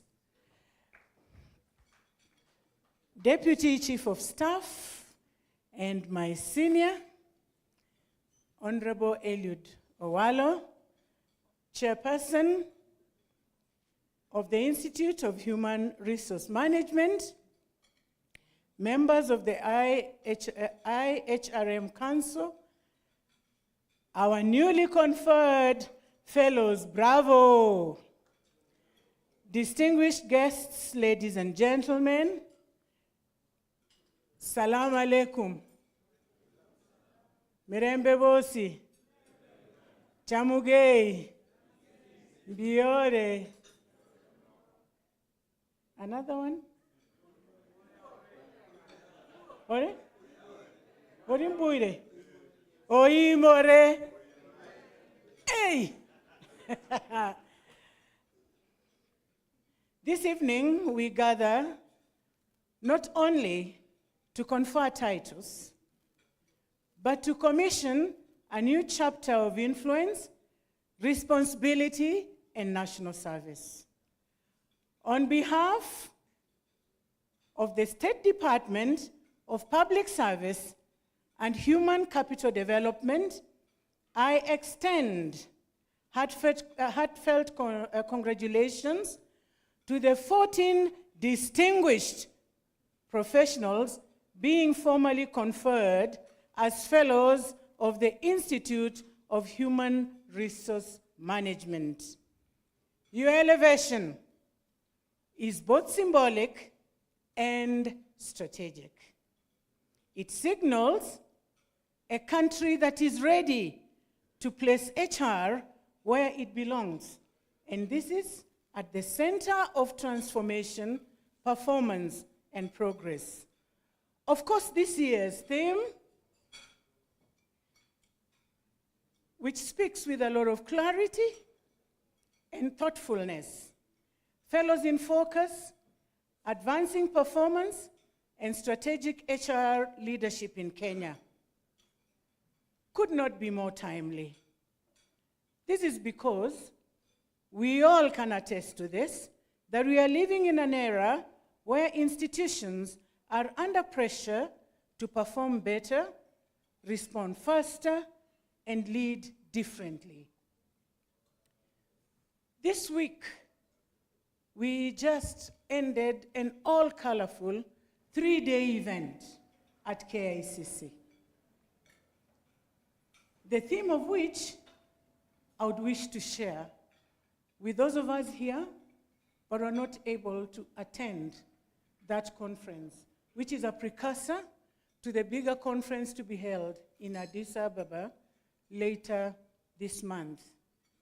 We are looking for a public service that is agile, resilient, innovative, and above all, one that can mitigate the historical gaps. So your theme is a rejoinder to that clarion call. When we confer a fellowship, we do more than celebrate a distinguished career. I hope you have a champagne to pop. The CEO had me. If it was not part of the menu, we still have time. The night is young. We entrust the future, a future where fellows must become torchbearers for value-based leadership, policy innovation, and institutional resilience. And tonight, I say to each of you, Kenya truly needs you. Not just as HR experts, but as nation builders. As a ministry, we are deeply aware that human capital is the engine through which national goals are achieved. And this runs all through from the Better, Vision 2030, the MDG goals, and even our own personal visions, philosophies, and goals in life. Therefore, the unifying factor is when we together identify those and collaboratively work together, co-create solutions to empower and deliver. Allow me to highlight just a few of our current priorities. Performance contracting reforms. And of course, we have him in the room, so you cannot doubt that the government is doing everything that it can take to get ourselves to that pathway, and this is linked to the evidence-based performance metrics that actually our chief guest has put into place, and we are proud of that, Mr. Owalo. We have the Unified Human Resource System, christened the UHR. In this system, we have fully integrated digital HR platform by streamlining it through various operations, and I wish to say this with a lot of pride, that we now have an integrated payroll. Of course, we have onboarded so many of the ministries. We had issues with TSC and defense, but luckily they are coming on board so that we try to fight this big menace of ghost workers. This module the system has about, is it 7 modules? 9 modules. We've already done the one for the payroll. We have managed to do the one on staff establishment, and I can speak on staff establishment with a lot of emphasis because I know I'm speaking to the owners of it. It's an HR instrument, isn't it? Now, we are working on integrating the pension system so that when we retire, let me not even say when our people, all of us, if we are still in active service, we are candidates for retirement. We all understand what our retirement house has become. Somebody calls it a crime scene. Imagine somebody who worked as a clerk in Kapenguria when it was a municipal council, came to a county council, became a county government, has never been to Nairobi. Retires, comes into Nairobi to look for their pension. Has no relative in Nairobi, comes to Nairobi for the first time, spends 2 weeks in that pension place, goes back home, and dies still looking for pension. What does pension mean? You know, I'm saying this because you are the owners of this process, and we have to manage it together. You know, when you look at the simplest definition of pension, it just means somebody who has completed his or her tour of working and retires with a large sum of money. Does that pension definition describe a Kenyan? No. We look forward to a moment when our pensioners, in their last salary, the only thing they will have to buy is a smartphone for those without smartphones. So that the same way we get alerts when our salary docks the account, it should be the same way it happens to this our very heroes who have enabled civil service to grow to date.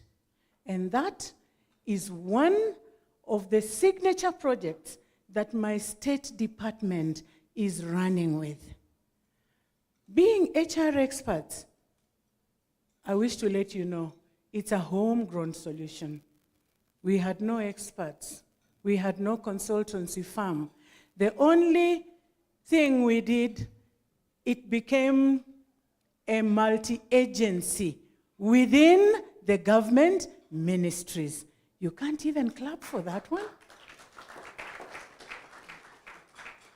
We also have a public service internship program where we have more than 20,000 young Kenyans attached into various areas to practice their skills.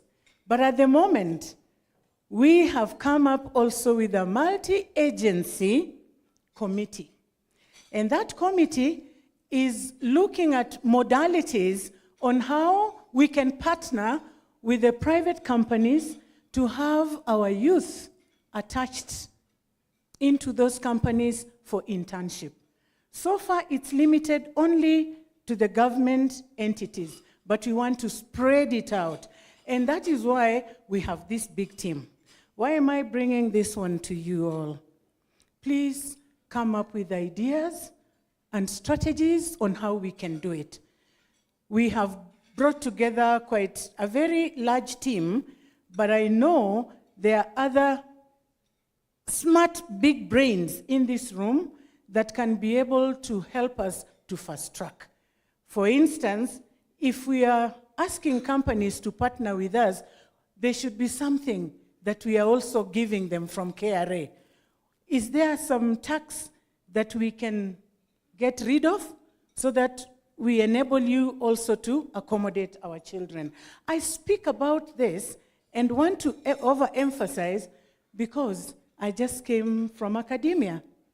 You know these Gen Zs? These have been my clients for the longest.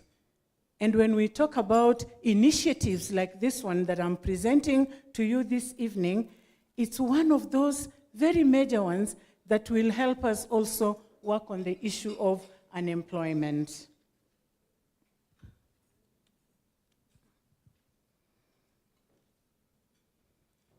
We look unto you, our fellows,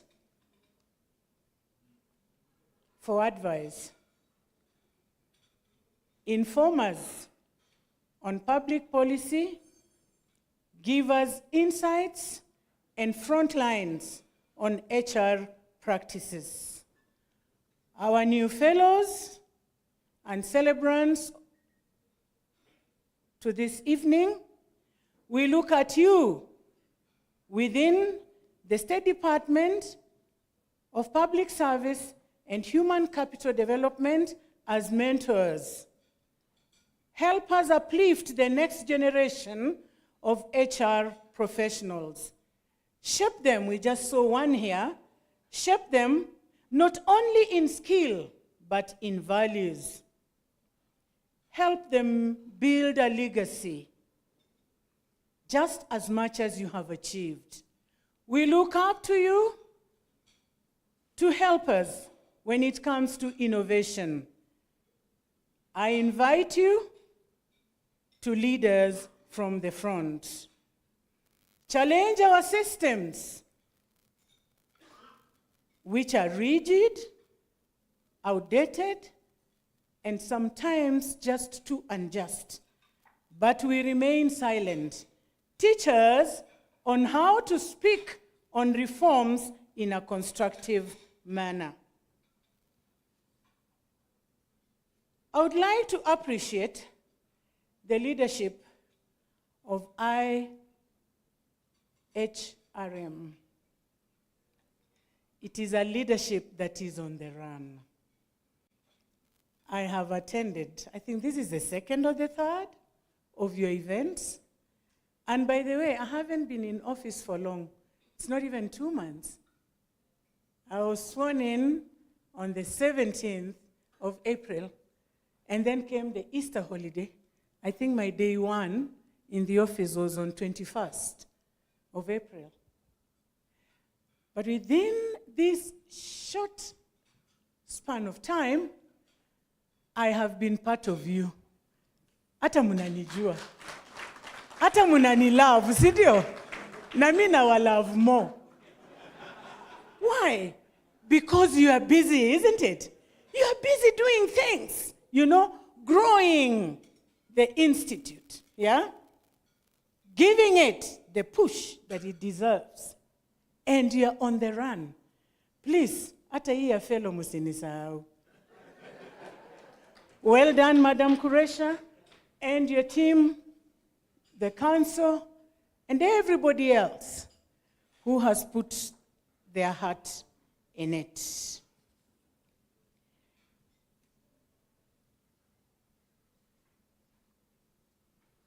I just wish to summarize. You can see me pushing some papers, because it's late in the night.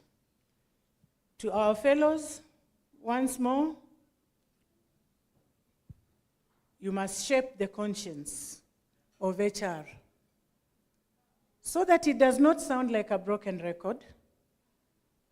In Mombasa, I said HR is human capital. When you look at it in terms of human capital, this is an establishment.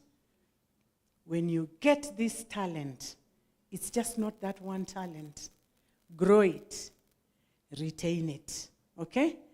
Vitina nyingi, haina mambo. So our fellows, I ask you to keep guard and ensure that the profession does not slip off the rail guard.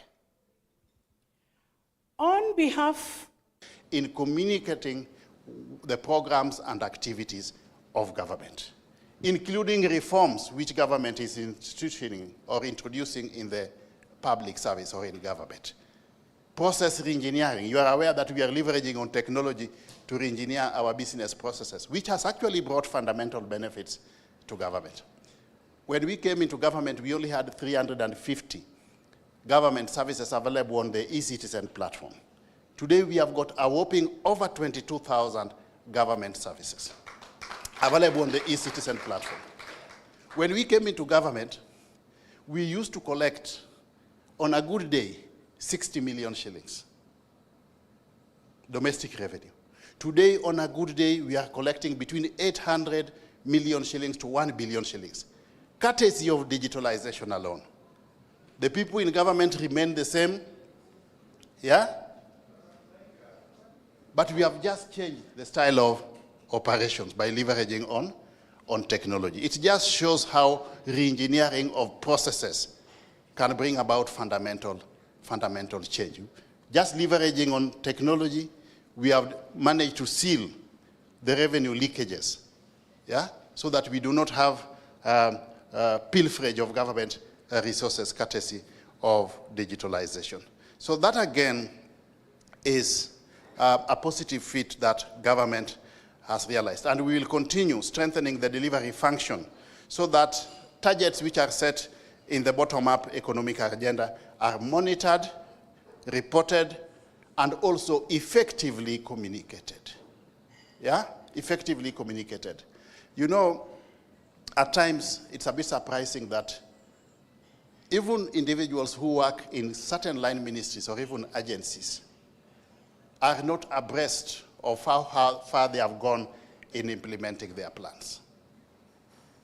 If you ask them, what have you achieved this year? They'll not be able to tell you. Yeah? If you ask them, what have you planned to do? Surprisingly, quite a number of people do not know.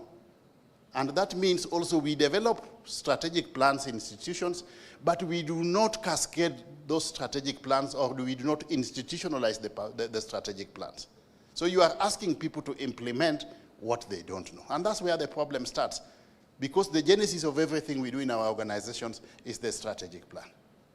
That's another area where HR needs to help us by way of sensitization of staff, working closely with the strategy functions in the line ministries and parastatals.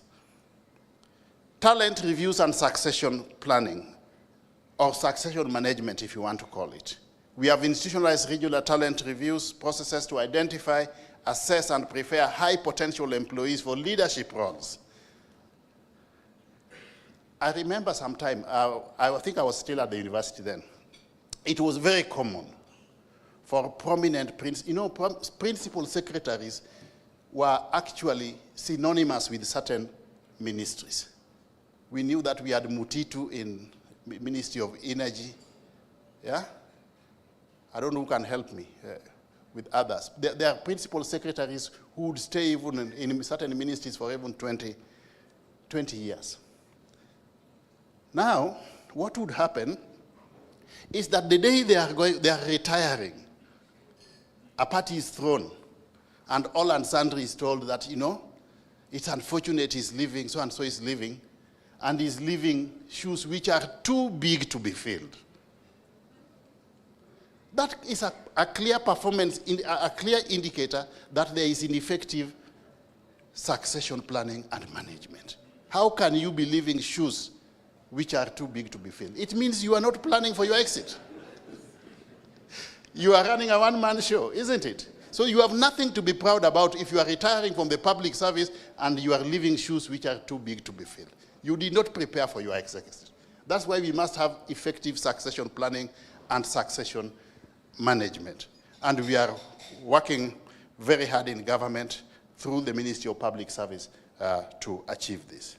Madam PS has talked about digital automation of various HR processes. This is imperative. Yeah, the benefits cannot be gainsaid. I don't want to belabor on this. We are also utilizing data-driven workforce planning alongside systems, policies, and procedures. And all this taken together constitutes major reforms that are already shifting HR from a back office function to a core function in government. Now, HR is an integral function in government. It's not just a support function. For a very long time, we have viewed HR as a support function to other functions in government, a facilitator. HR is at the center of everything that we are doing in organizations. Without HR, everything collapses. But we need, in equal measure, to embrace innovation in human resource. And our path forward also demands continuous innovation, emerging technologies like artificial intelligence, big data, machine learning. How do we cope with all this? How do we cope with all this? Yeah? How do we integrate digital transformation into HR practices? And how does human resource survive in the face of digitalization? That's a question we need to ask ourselves and provide answers to. Is HR becoming extinct in the face of digitalization? How does HR remain relevant? So those of you who are coming into the fellowship space, those are questions which call for answers. That's why we call to action, looking ahead to build on the momentum that has already been laid, and we urge you to focus on certain major actions. And the first one is policy and regulatory reforms. We should review and update our HR and performance policies to entrench these innovations. For example, we can amend relevant public service statutes to mandate performance culture and talent management across all agencies. We must allow for innovation and creativity, especially among the younger generation who are joining the workforce today. Let us allow them to experiment. The laws, rules, and regulations that we have in our institutions are not cast on stone because they are made by human beings. And depending on unfolding events from time to time, as the case may be, or as the need may be, they can be modified. So we should be ready for policy, legal, and regulatory reforms to facilitate innovation and creativity. So we can't continue telling people that you can't do that because the law is very clear. The regulations are very clear. No, allow people to innovate. Allow people also to experiment and make mistakes and use those as learning platforms to perform better moving forward. But we also need stronger institutional collaboration between government and the private sector, between government and industry, between government and professional bodies like IHRM.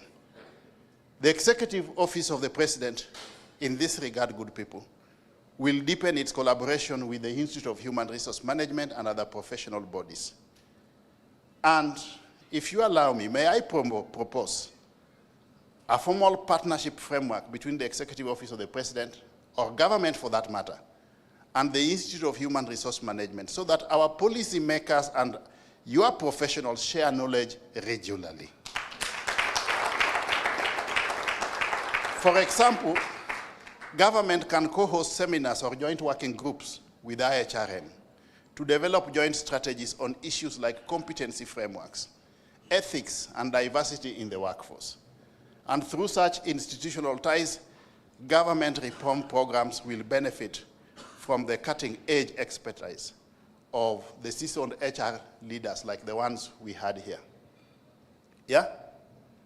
There is no need of outsourcing skills from out of this country where we already have the skills within the country. Kenya has got the best talent, human resource, and we need to exploit. Ndimuli here will tell you, we have got the best human resource among the leading in Africa. The problem we have, or the challenge we are facing, is underutilization of our human resource. We need to attain optimal capacity utilization of our human resource. We have the people, we have got the brains, but they are underutilized. I come from a background where I was in consultancy for a very long time. And I realized that quite a number of institutions or organizations prefer importing professional services from overseas country or going for big name firms. People like Alban Mwenda or even Nasirembe will tell you that you may go, and again I'm saying this without prejudice, you may go for big name consultancy firms. You award them the assignments, but they reach out to the people in this room to undertake those HR consultancies. Yeah? Am I speaking to somebody? Yeah? That's what happens. Yeah? That's what happens. And that shows you that we have got the talent in Kenya. So you people as HR practitioners in your organizations, what matters in a consultancy is not the name of the organization, but the individual undertaking the consultancy. This is a big pool of HR expertise. If we turn this into a database, there is no HR challenge that we are not able to solve. Are we together? Why don't we network amongst ourselves and utilize the skills, competencies, and capabilities that we have to address HR challenges? Not just in the private sector, but also in government. Yeah? Why can't government, for example, utilize the expertise we have within the IHRM to sort out all HR challenges that we have. That is the networking that we need to strengthen. Partnership, strategic alliances and partnerships is the way to go. Between government and the private sector, between government and industry, between government and professional groups. And that is the same thing that the PS here had alluded to earlier.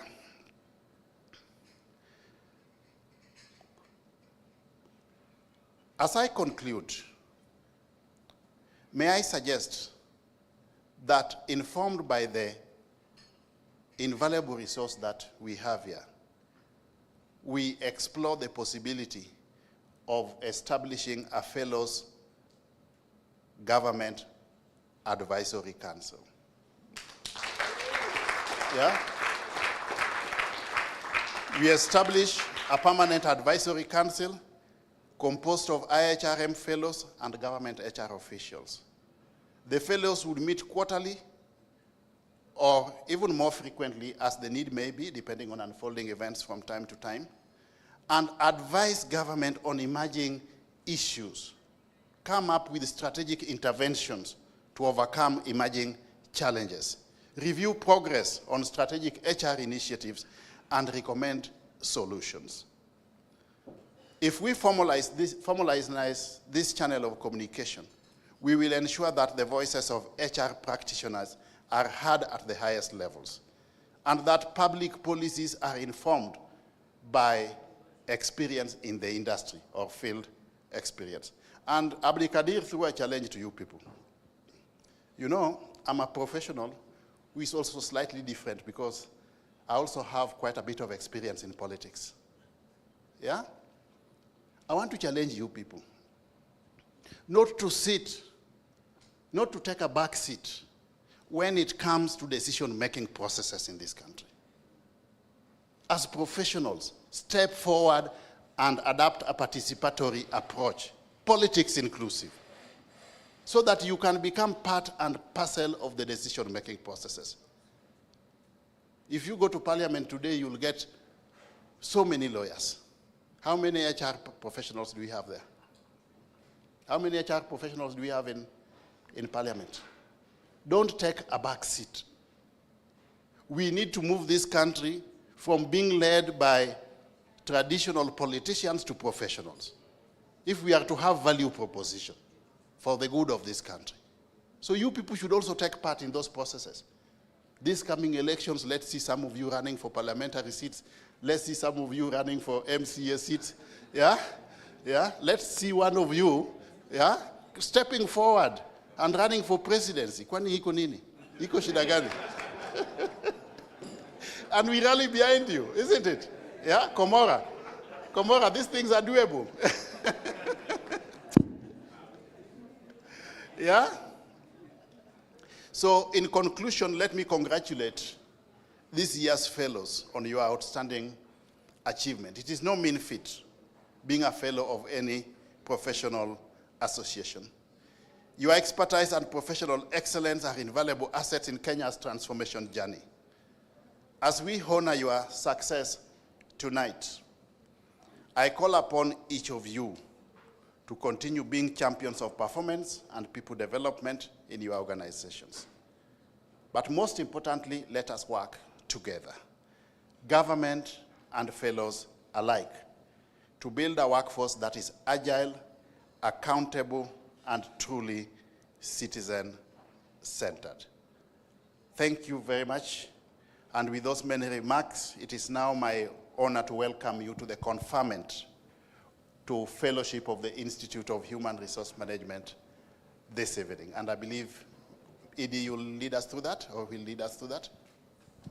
Right, thank you so much, Bwana. Thank you so much, Mr. Eliud Owalo. We really appreciate it. Let's give him a better round of applause. I wish you guys could stand and just appreciate him. Today is a good day for HR. Let's appreciate him with a good appreciation. Fantastic. Don't leave the stage, Mr. Eliud. I'll just direct you as you're there. The rest of us can have our seats. Yes, you will be, as our chief guest, we will task you with a few assignments. Please do not mind. As we said earlier, we are really happy that you're here with us, and we just want to take advantage of your presence to just do a few things. Number one, I think we'll be doing a bit of gifting. We have a gift for you. I'll request our national chairman, IHRM, to just maybe step on stage as the gift comes, so you can gift. The gift is actually here. Photographers, you can get ready to get a good shot.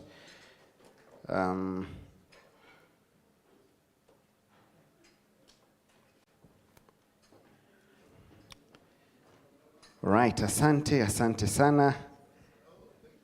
Yes, that's from IHRM. All right.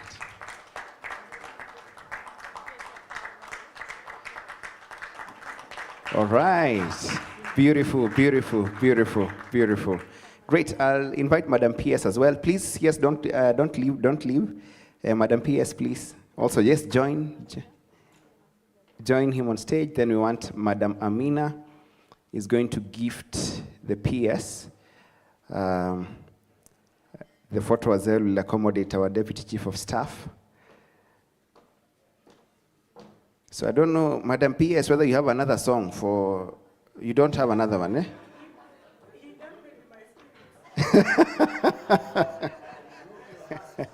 Okay, great. Thank you, Madam PS, again for honoring us with your presence. We are happy and blessed that you came. The HR community is very happy and very, very proud of you. As you said, you are our friend, and we are your friends. All right. Fantastic. Don't leave, Madam PS. Yes. There's just a short assignment for you. So I think Madam Kuresha is going to take us through, to drive this part of the program, to take us through the conferment process. Thank you so much, and thank you, CS Owalo. That is, he was a waziri, and he always remains, and Madam PS. So as you can see, the profession has friends. We've been challenged, and we must be on the run. And I assure you, by Monday, you will have those board of fellows who will sit with you and help you improve. Because we like sharing, I'll give you a list, I'll also give her a list, then we will converge to compare notes. Thank you. So we go to I have met Madam PS and Mr. Owalo. You will indulge us. For the next 14 minutes, I will want you guys to be here with me. We will proceed to the conferment. So this is what we will do. I'll call out a name, the profile played. Please come up on stage. There is a sash which Madam PS will honor you with, and a certificate by Mr. Owalo. Once we reach the 14th name, he will read out the conferment message, because he's the most senior person within the government available, and we are also lucky he is one of our fellows. So in normal circumstance, the chair of fellows will have done that. But I'm sure in your presence, he will fall back and take up. So straight, I go and call out the name of the first of the 14 fellows we are going to confer. And I wanted to acknowledge this was a very tedious process, which was undertaken by an ad hoc committee led by our vice chair, Beatrice B., who sent her apologies, and she's not here today. We also had Mr. Alwanga in that, maybe if you may stand, in that ad hoc committee. We also had Tom Odede representing the AG in that committee, and we had two senior fellows, Mr. Ken Kaunda and also Dr. Salome, who both of them have sent their apologies. So it was a very rigorous process, and Waziri, I must tell you, there were 67 applicants, and tonight, only 14 will be admitted, and that tells you the quality we are looking at and also the interest. Straight, I would like to call upon Mr. Dr. Ben Chumo. We can give him a good clap. Congratulations.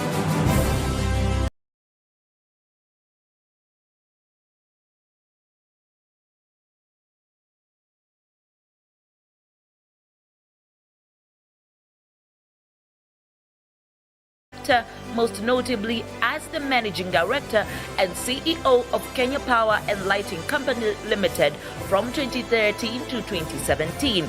A seasoned HR professional with a PhD in Human Resource Management, an MBA and a BA, Dr. Chumo has held multiple senior roles within Kenyan Power, rising from Human Resources Officer to Chief Manager HR and Administration. His commitment to continuous professional growth is reflected in an impressive portfolio of international executive training across 5 continents with specialization in strategic HR management, organizational change, and leadership.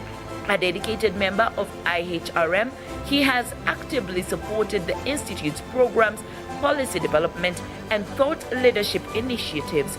Renowned for his deep expertise in managing people through change and aligning HR strategies with business goals, Dr. Chumo is a visionary leader who has continuously and consistently championed human capital as the cornerstone of institutional success. Thank you so much, and congratulations, Daktari.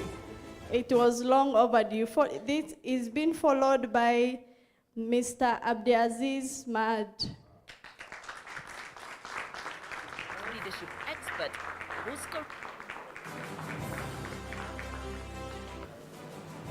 Abdiaziz Sheikh Mad. Mr. Abdiaziz Sheikh Mad is a seasoned public sector human capital development, governance, and organizational systems strengthening specialist with over 15 years of distinguished service across public, private, and non-governmental sectors. A dynamic HR strategist and institutional reform expert, Abdiaziz has led high-impact consultancies across Africa, including major organizational capacity assessments, HR audits, and governance reforms for institutions such as Dahab Shield Group and Mandera County Government, where he served as county executive. He is currently the managing director and lead consultant at AfriFuture Management Consult Limited, driving transformative change through innovative HR solutions and policy frameworks. Abdiaziz is academically grounded with an MBA in strategic management from the University of Nairobi. Congratulations, Abdiaziz. He is followed by Mr. Stephen Malakwen, who is tonight represented by his son. So we will not give him the sash. He will collect the certificate and the sash on behalf of the father.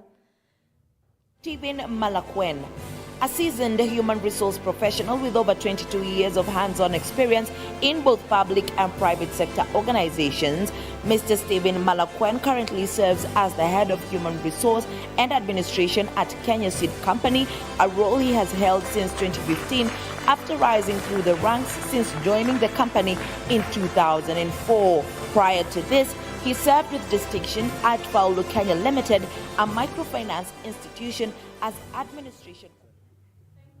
Thank you. He is also followed by Dr. Rachel Moimoncho. I know she has not, welcome. She also sent a representative. Diploma. So, karibu. She's out of the country. Yeah. Dr. Rachel Monyoncho.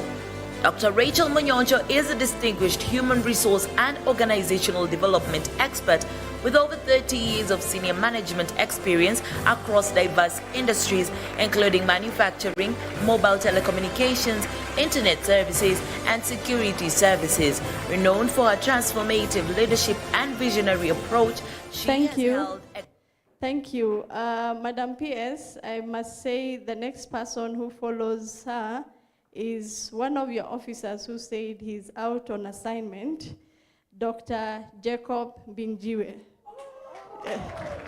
So you can actually collect on his behalf. That is Dr. Jacob Binjiwe. Dr. Jacob Mbijiwe is a distinguished human resource management expert and public service leader with over 3 decades of progressive experience in education, HR policy development, and public sector organizational transformation. He holds a Doctor of Philosophy in Business Management, HRM, and Organizational Behavior from Osmania University in India, a Master of Business Administration. Thank you. And he's followed by Dr. Amani Komora. Dr. Amani Komora. Dr. Amani Komora is a highly accomplished human resource management specialist and a passionate advocate of ethical corporate leadership and governance, bringing nearly 3 decades of experience across Kenya's public and private sectors. With a distinguished academic background that includes a PhD and Master of Science in Human Resource Management, a bachelor's degree in anthropology, Dr. Komora has served in critical leadership roles within some of Kenya's most strategic institutions. His exemplary service. Thank you. He's followed by Dr. Ahmed Dirie, who sent his apologies, but because it's a conferment, we'll just play his video so that he can be part of the conferment, and then we move to the next candidate. Dr. Ahmed Dirie. Dr. Ahmed Dirie is a seasoned HR strategist and governance expert with over 20 years of distinguished experience in human resource management, organizational development, and institutional leadership. He holds a Doctor of Philosophy in Business Administration and a Master's degree in Human Resource Management, both from the University of Nairobi, alongside a bachelor's degree in business administration from Kenya Methodist University. A respected voice in Kenya's HR landscape, Dr. Dirie played a pivotal role in midwifing the implementation of the HRMP Act and served as a governing council member of IHRM, where he chaired the CPD committee. He is an active IHRM member who consists. Dr. Amani Komora was a council member. Dr. Jacob Mbijiwe represented the PS at the council, and also Dr. Ahmed Dirie was a council member. They are also followed by Madam Lilian Ngala, who was also a council of IHRM. Lilian Ngala. Ms. Lilian Ngala is an accomplished human resource management professional with over 16 years of progressive corporate experience, known for her strategic leadership, stakeholder engagement, and deep commitment to institutional excellence. She holds a Master of Business Administration in Strategic Management, a bachelor's degree in Business Administration, and a higher national diploma in HR from IHRM. Lilian is a dynamic and visionary leader, passionate about aligning people's strategies with organizational goals through innovative HR systems, sound policy frameworks, and strong industrial relations. Her exceptional skills in planning, coordination, and performance. Congratulations, Madam Lilian. Ms. Lilian Ngala is an accomplished human resource management. Ngungi.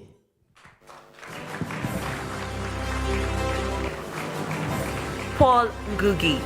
A distinguished and visionary global HR leader, Mr. Paul Ngugi brings over 25 years of progressive experience. Paul Ngugi. A distinguished and visionary global HR sectors and more than 30 countries, currently serving as chair of the International Non-Governmental Organization HR Roundtable since January 2023. He has held senior leadership roles, including Director of People and Culture and Acting Regional Executive Director at Greenpeace Africa, and has previously led impactful human capital initiatives at the international. Congratulations, Mr. Paul Ngungi. And he's also my chair, because I also belong to the NGO Roundtable. He's followed by Mr. Daniel Kirui.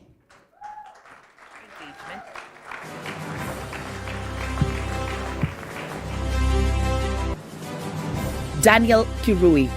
Daniel Kirui is a distinguished human resource professional and company director with over 24 years of HR. He has served at director level, spanning across Kenya and the wider East African region. Currently the Human Resource Director and a Company Director at Brown's Plantations, Kenya, formerly James Findlay Kenya Limited, Daniel has also previously held the role of Regional HR Director, overseeing operations in Kenya, Mombasa, Malawi, and Dubai. His career journey, which began in 1999, is marked by transformative leadership through major organizational transitions, such as the expansion of Finley Flowers. Thank you. He's followed by Madam Emily Kamunde, and she sent her apologies. She's outside the country. Emily Kamunde Osoro. Miss Emily Kamunde Osoro. Miss Emily Kamunde Osoro is a seasoned human resource director, certified leadership coach, and founder of Rise and Learn Global, a premier HR consulting firm offering HR outsourcing, leadership training, and professional coaching services. The next fellow to be conferred, Dr. Yusuf.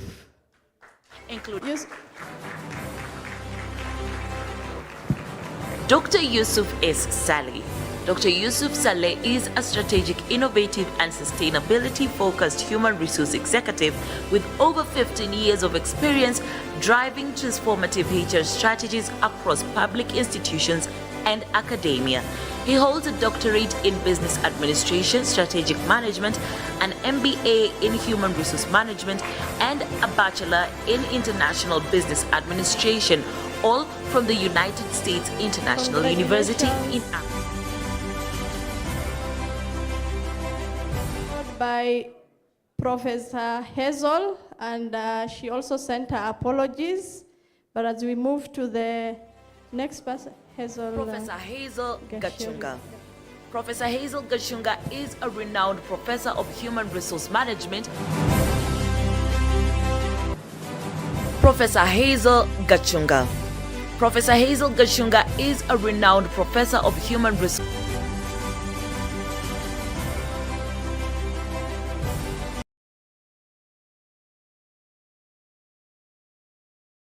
Who is a friend of the Institute. His family is also a very great supporter of the Institute. His workplace is the #1 sponsor in any forum for IHRM. Please join me in welcoming Dr. Frederick A trailblazing and award-winning HR strategist, Dr. Frederick Wasike brings over 30 years of exemplary. Dr. Frederick Wasike, a trailblazing and award-winning HR Director of Human Resources and Corporate Sustainability at Isuzu East Africa since 2017. He has previously held pivotal roles at General Motors East Africa and South Africa, CFAO DT Dobi, and the Government of Kenya. With a PhD in Business Administration from the University of Nairobi 2024 and an MBA in Strategic Management, Dr. Wasike has continually aligned HR practices with corporate goals to drive impactful outcomes. His leadership has earned him national acclaim, including HR Director of the Year 2021 and contributing to Isuzu East Africa's 2023 Employer of the Year award. A certified executive coach, long-serving member of the Institute of Human Resource Management, and former council member, Dr. Wasike actively supports. And because everyone now has their certificates, I will allow everyone else to sit down. All those who are just conferred, just stand up, and then join Wazir. Just come up here, and he will read the conferment statement, after which we will all go out and take the picture at the backdrop. That picture will be the Waziri, PS, the council members, and the newly conferred fellows. But for now, please come up here as the Waziri prepares to read the conferment message.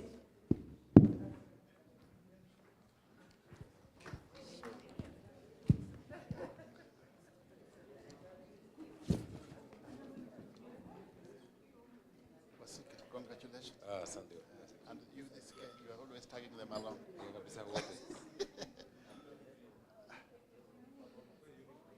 Okay.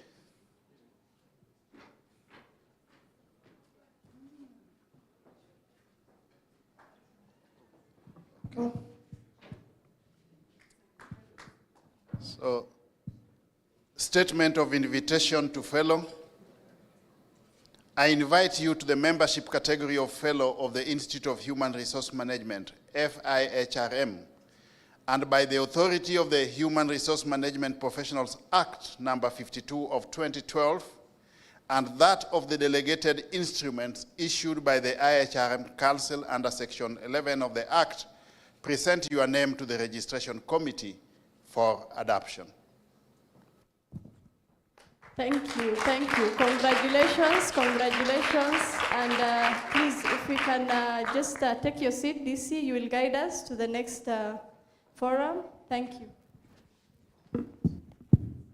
All right, so you'll just pick an envelope as you come down. And let's appreciate them some more. This is a huge, huge achievement.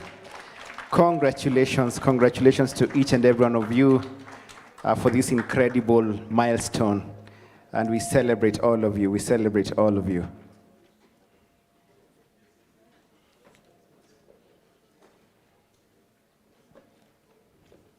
All right. Thank you, Bwana Waziri, as well. We appreciate your patience.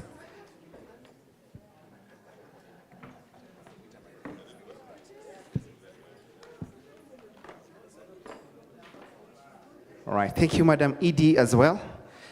For that perfectly run session. We are so grateful.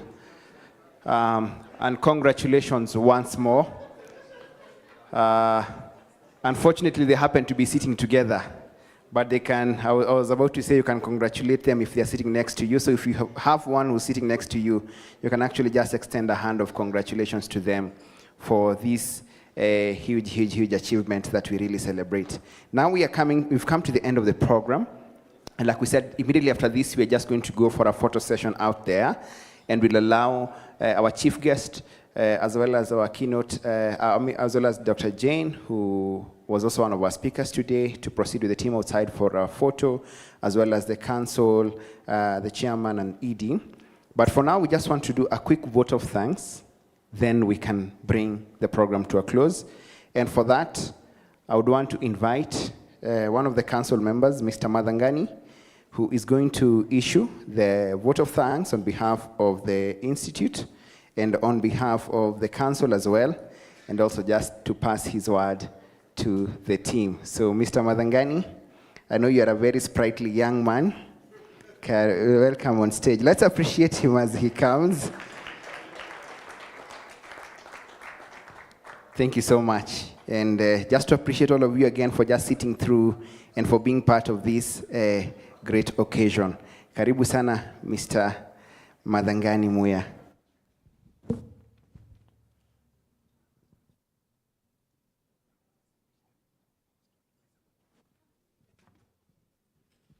Good evening, everyone. Today has been a very exciting evening. One, to see such a gathering, to see recognition, and much more so to hear from our chief guest, our peers, and to give us that recognition that now we have not only been invited to the table, we actually will walk to the table, and just a few meters from here. So PS, ukisikia watu wakasema tunataka kuona PS, tunataka kuona Mr. Walo, unauliza ni wapi? Sema ni HRM. Nasema wacha waingie tu. Yes. You don't have. So I'd like to thank everyone. First, starting with the Institute and the Council, of which I'm a member representing Nairobi, for fast-tracking this. Like we had, normally it is pushed towards the end of the year and is combined with other activities. But now we said, these are fellows, so we give them their time. So I'd like to thank also every one of you for taking your time to come and be witnesses and to bear witness to those who are out there. I would like to thank also the Secretariat for their excellent planning this with almost military precision. I'd like to thank also the crew, the communication, the sound system, the videographers, and those who also started this session with a word of prayer. Our able MC, thank you very much. You have led us. Your core, I don't know whether it is Kanina, whether it is co-host or it is co-MC. Thank you very much. I like the balance of gender, and I can see the place is also full of gender balance. I know there has been those issues, so we are making a balance. So thank you, everyone. And when you go out there, if you are CHRP, introduce yourself as CHRP.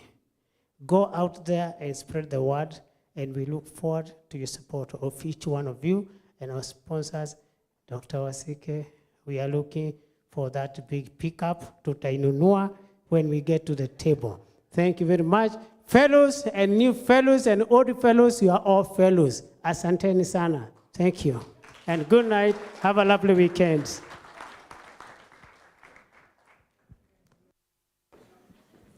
Okay, thank you, Council Member, for that. So we're just about to do a photo session, so I request the rest of us to sit down, and we are going to take photos. Number one, just quickly with the newly conferred fellows. They're going to take a photo with our guests outside there, then followed by the old fellows who are going to be also taking a photo, and then we will just shut the program down.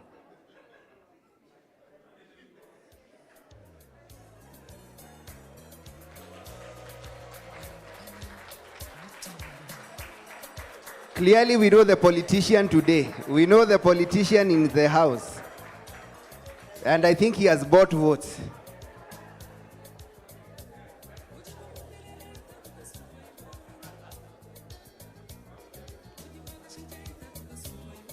So it's just a quick photo session, then they'll be coming back. Then we can have the old fellows again taking a photo. Then we close. Like I said, we bring the program to a close.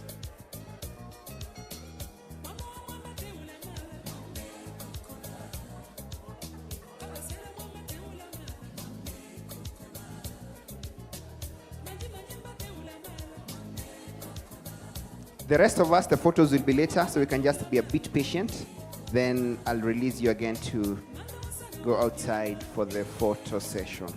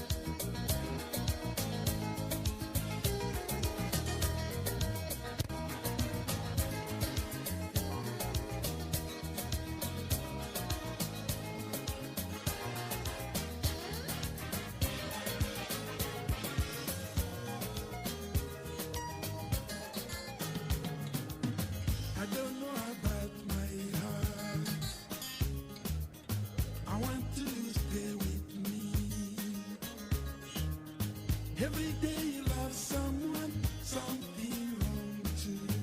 I don't know what I'm going to do. My heart, I want to cry for my lovely Elizabeth. Some people, they want